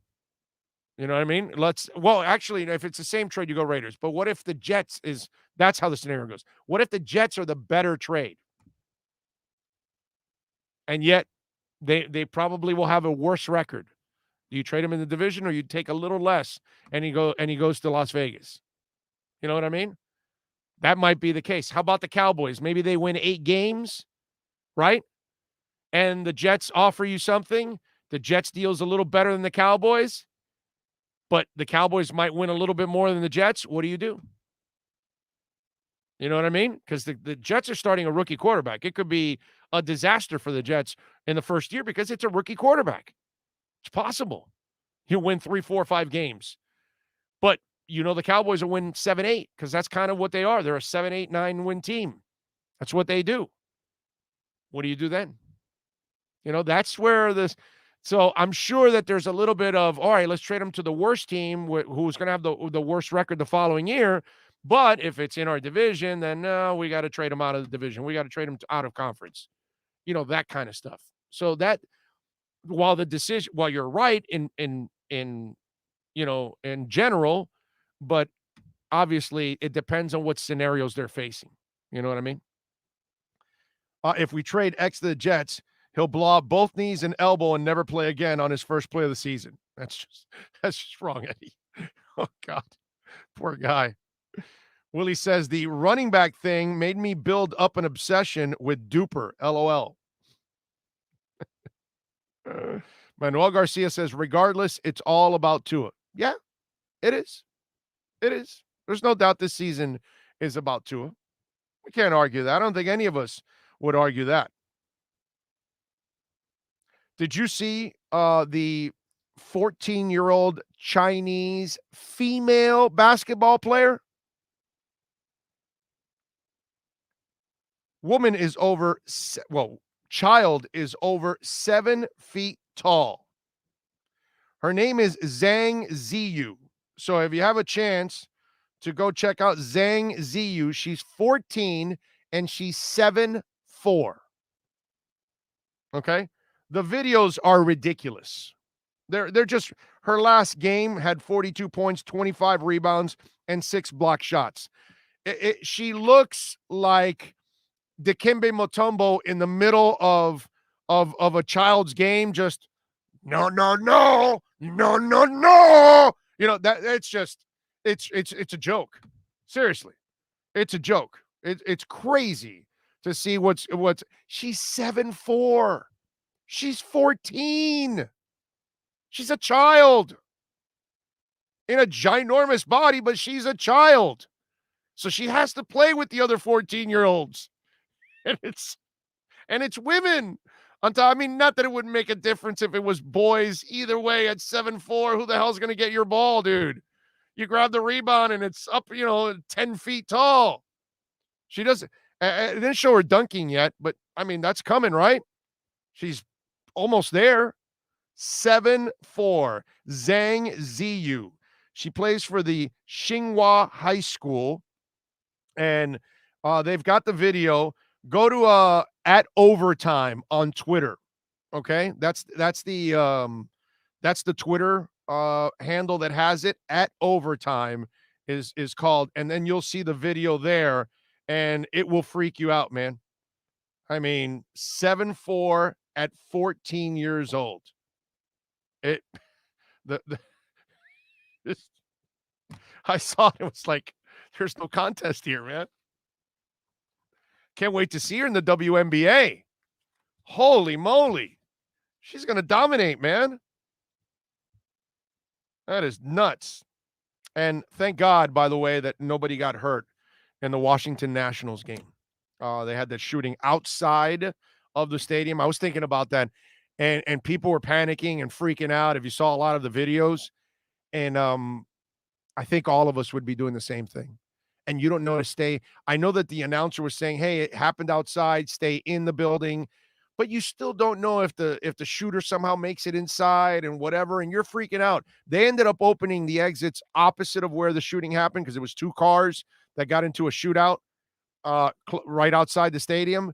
And so they could hear the bullets, and people were ducking behind the seats. And I saw a girl that was just crying hysterically because, of course, you're nervous. You have no idea. And we're watching all this crap go on all over the world with shootings, and you just don't know when you're going to – it's like, we've gotten to the point where when we go to dinner or lunch or whatever, we got to pick a table that's closest to an exit.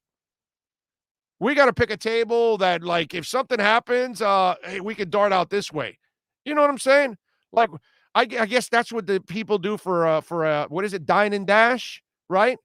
That they eat and they run and all that. They probably get a table that's pretty convenient to try to, dart out. We're at that point now. We're at that point where we've got to go to places looking to know where the exits are. I mean, that's ridiculous. We've got to all of a sudden become what's that dude from Born Identity. We got to be that dude. We got to be the Born Identity guy. I mean, seriously, that's what it's come to. It's ridiculous. I was watching that with my wife over the weekend. She goes, you can't even go to sporting events. And I go, well, it's not in the sporting event, but I get what you're saying. It's just, you always feel like you're at risk of something. Thank the Lord nobody in the stadium got hurt. I don't care what happened in the 2 cars. You 2 idiots want to get into shootouts, then go ahead and kill yourselves. Go ahead. But I'm glad just nobody got hurt in the stadium. But that was just crazy. Big O, I looked at Jimmy Cephalo's pick. I started laughing and thinking about him. I'm just Jimmy's going through his physical. He's got some health issues, man. I'm off that. I wish him the best. I hope he's able to recover, my man. Let's see. Ohio John says that's a rough life for the girl off the court. Yeah.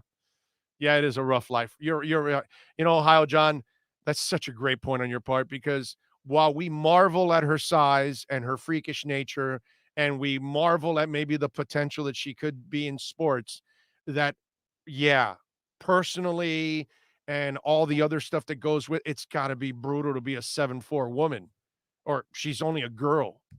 She's 14 years old. You're right, man. Yeah, the awkward looks, the kids are cruel as hell. Yeah, man. Yeah, there's a lot of bad that goes with it, unfortunately. Yeah, you're right about that. It's not something that we think about because we're talking in the sports context here, but in the big picture, yeah, life isn't going to be easy for her, man. You are 1,000% right, man. You nailed it on that one. Uh, Damn, the girl is 14. She still has 7 more years of growth. She's bigger than the average high school or college girl. She's bigger than the average human being, bro, period. I mean, who the hell grows to be 7'4" at 14? Only a few people in the history of the world are ever going to get to that kind of point. Big O, are you traveling to London for the Dolphins versus Jags game? No, sir. We will be at Sports Grill serving breakfast. That game's at 9:30 against the Jags. And we're doing our pre and post game shows at Sports Grill, either at Bird Road or Miami Lakes. We'll do half a season in one, half a season in the other. We're not going to go bouncing back and forth because then people got to guess. So we'll stay, 8 or 9 weeks in one and 8 or 9 weeks in the other because it's 17 weeks. And so, actually, no, it's 18 weeks because of the bye week, right? So no, we can actually, no, it's still, yeah, because we have a bye week, so we don't have a show that week. But 7 or 9, I mean, 8 or 9 in the other, and we'll split it up. But I already talked to the owners there, and I gave them the idea because I did this years ago. We did a Dolphins Jets game that was at London. I believe it was Dolphins Jets. It started at 9:30, and we served breakfast at the Hard Rock, and the place was packed. We had a blast. It was a great time. I don't know if any of you that are watching right now were there that day, but we had an absolute awesome time. We did the pregame from there. We did the postgame from there. It was great. So we're going to do the same thing. That day we'll be at Sports Grill. I don't know which location, but it'll be breakfast served that day for you guys at Sports Grill. So we'll have breakfast. We'll watch the Dolphins kick the Jags' ass. We'll talk about it, and then we'll have a drink after that. Have a nice beer after that. So there you go, sir. What else do we have here? That will be awesome to have Big O pregame this year. Well, pre and post, baby. Raging, pre and post. We're growing every day, my man. Every day. And my daughter's still pissed at me because she's 5'9", thinks she's too tall. Well, Ian, normally 5'9" is tall, very tall for a woman. Yeah. Yeah, and it's tough enough for a girl that's 5'9". Can you imagine a 7'4"? Seriously, man. I mean, it's going to be hard for her to meet a man. You know what I mean? And then as long as she doesn't mind that the guy's probably going to be a foot or less shorter than her, and as long as the guy doesn't have a problem that the woman is going to be a foot taller than her or more, because it's 6'4". Hell, I'm not 6'4". I'm 6'2". So she's towering over me. You know what I'm saying? So as long as that's not an issue and it's about love and not about what the looks are, then yeah, but it's going to be tough for her, man. It's going to be tough. Manuel said, which Sports Grill again? Miami Lakes or Bird Road? Okay. Bird Road one is right on Bird and 114th, right off the turnpike. And the Miami Lakes one is right off of the turnpike on 157th. Right? I think it's the 100 after 67th when you turn the corner. What is it? 154th or 157th Miami Lakes Boulevard, whatever that is. You get off, and it's on the west side of it. There's a shopping center there, and that's where the Sports Grill is. So we'll do it half a season there and half a season at the one in Bird Road. Ray says Rick Weaver was the best, period. I turned down the TV feed and listened to the broadcast. Always.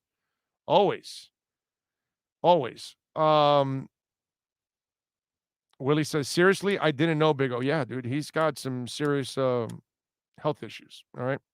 So whatever differences, it's not the time to talk about it. Done with that. Dolphin since 87 says, you, me, and my family had breakfast for the Finns. Saints London game. That's what it was. It was the Saints? Okay. I don't know why I thought it was Jets. So it's Saints. Okay. There we go. He says it was in 2017. 9:30 start. There you go. So you were there. That is awesome. We had a great time, man. It was awesome.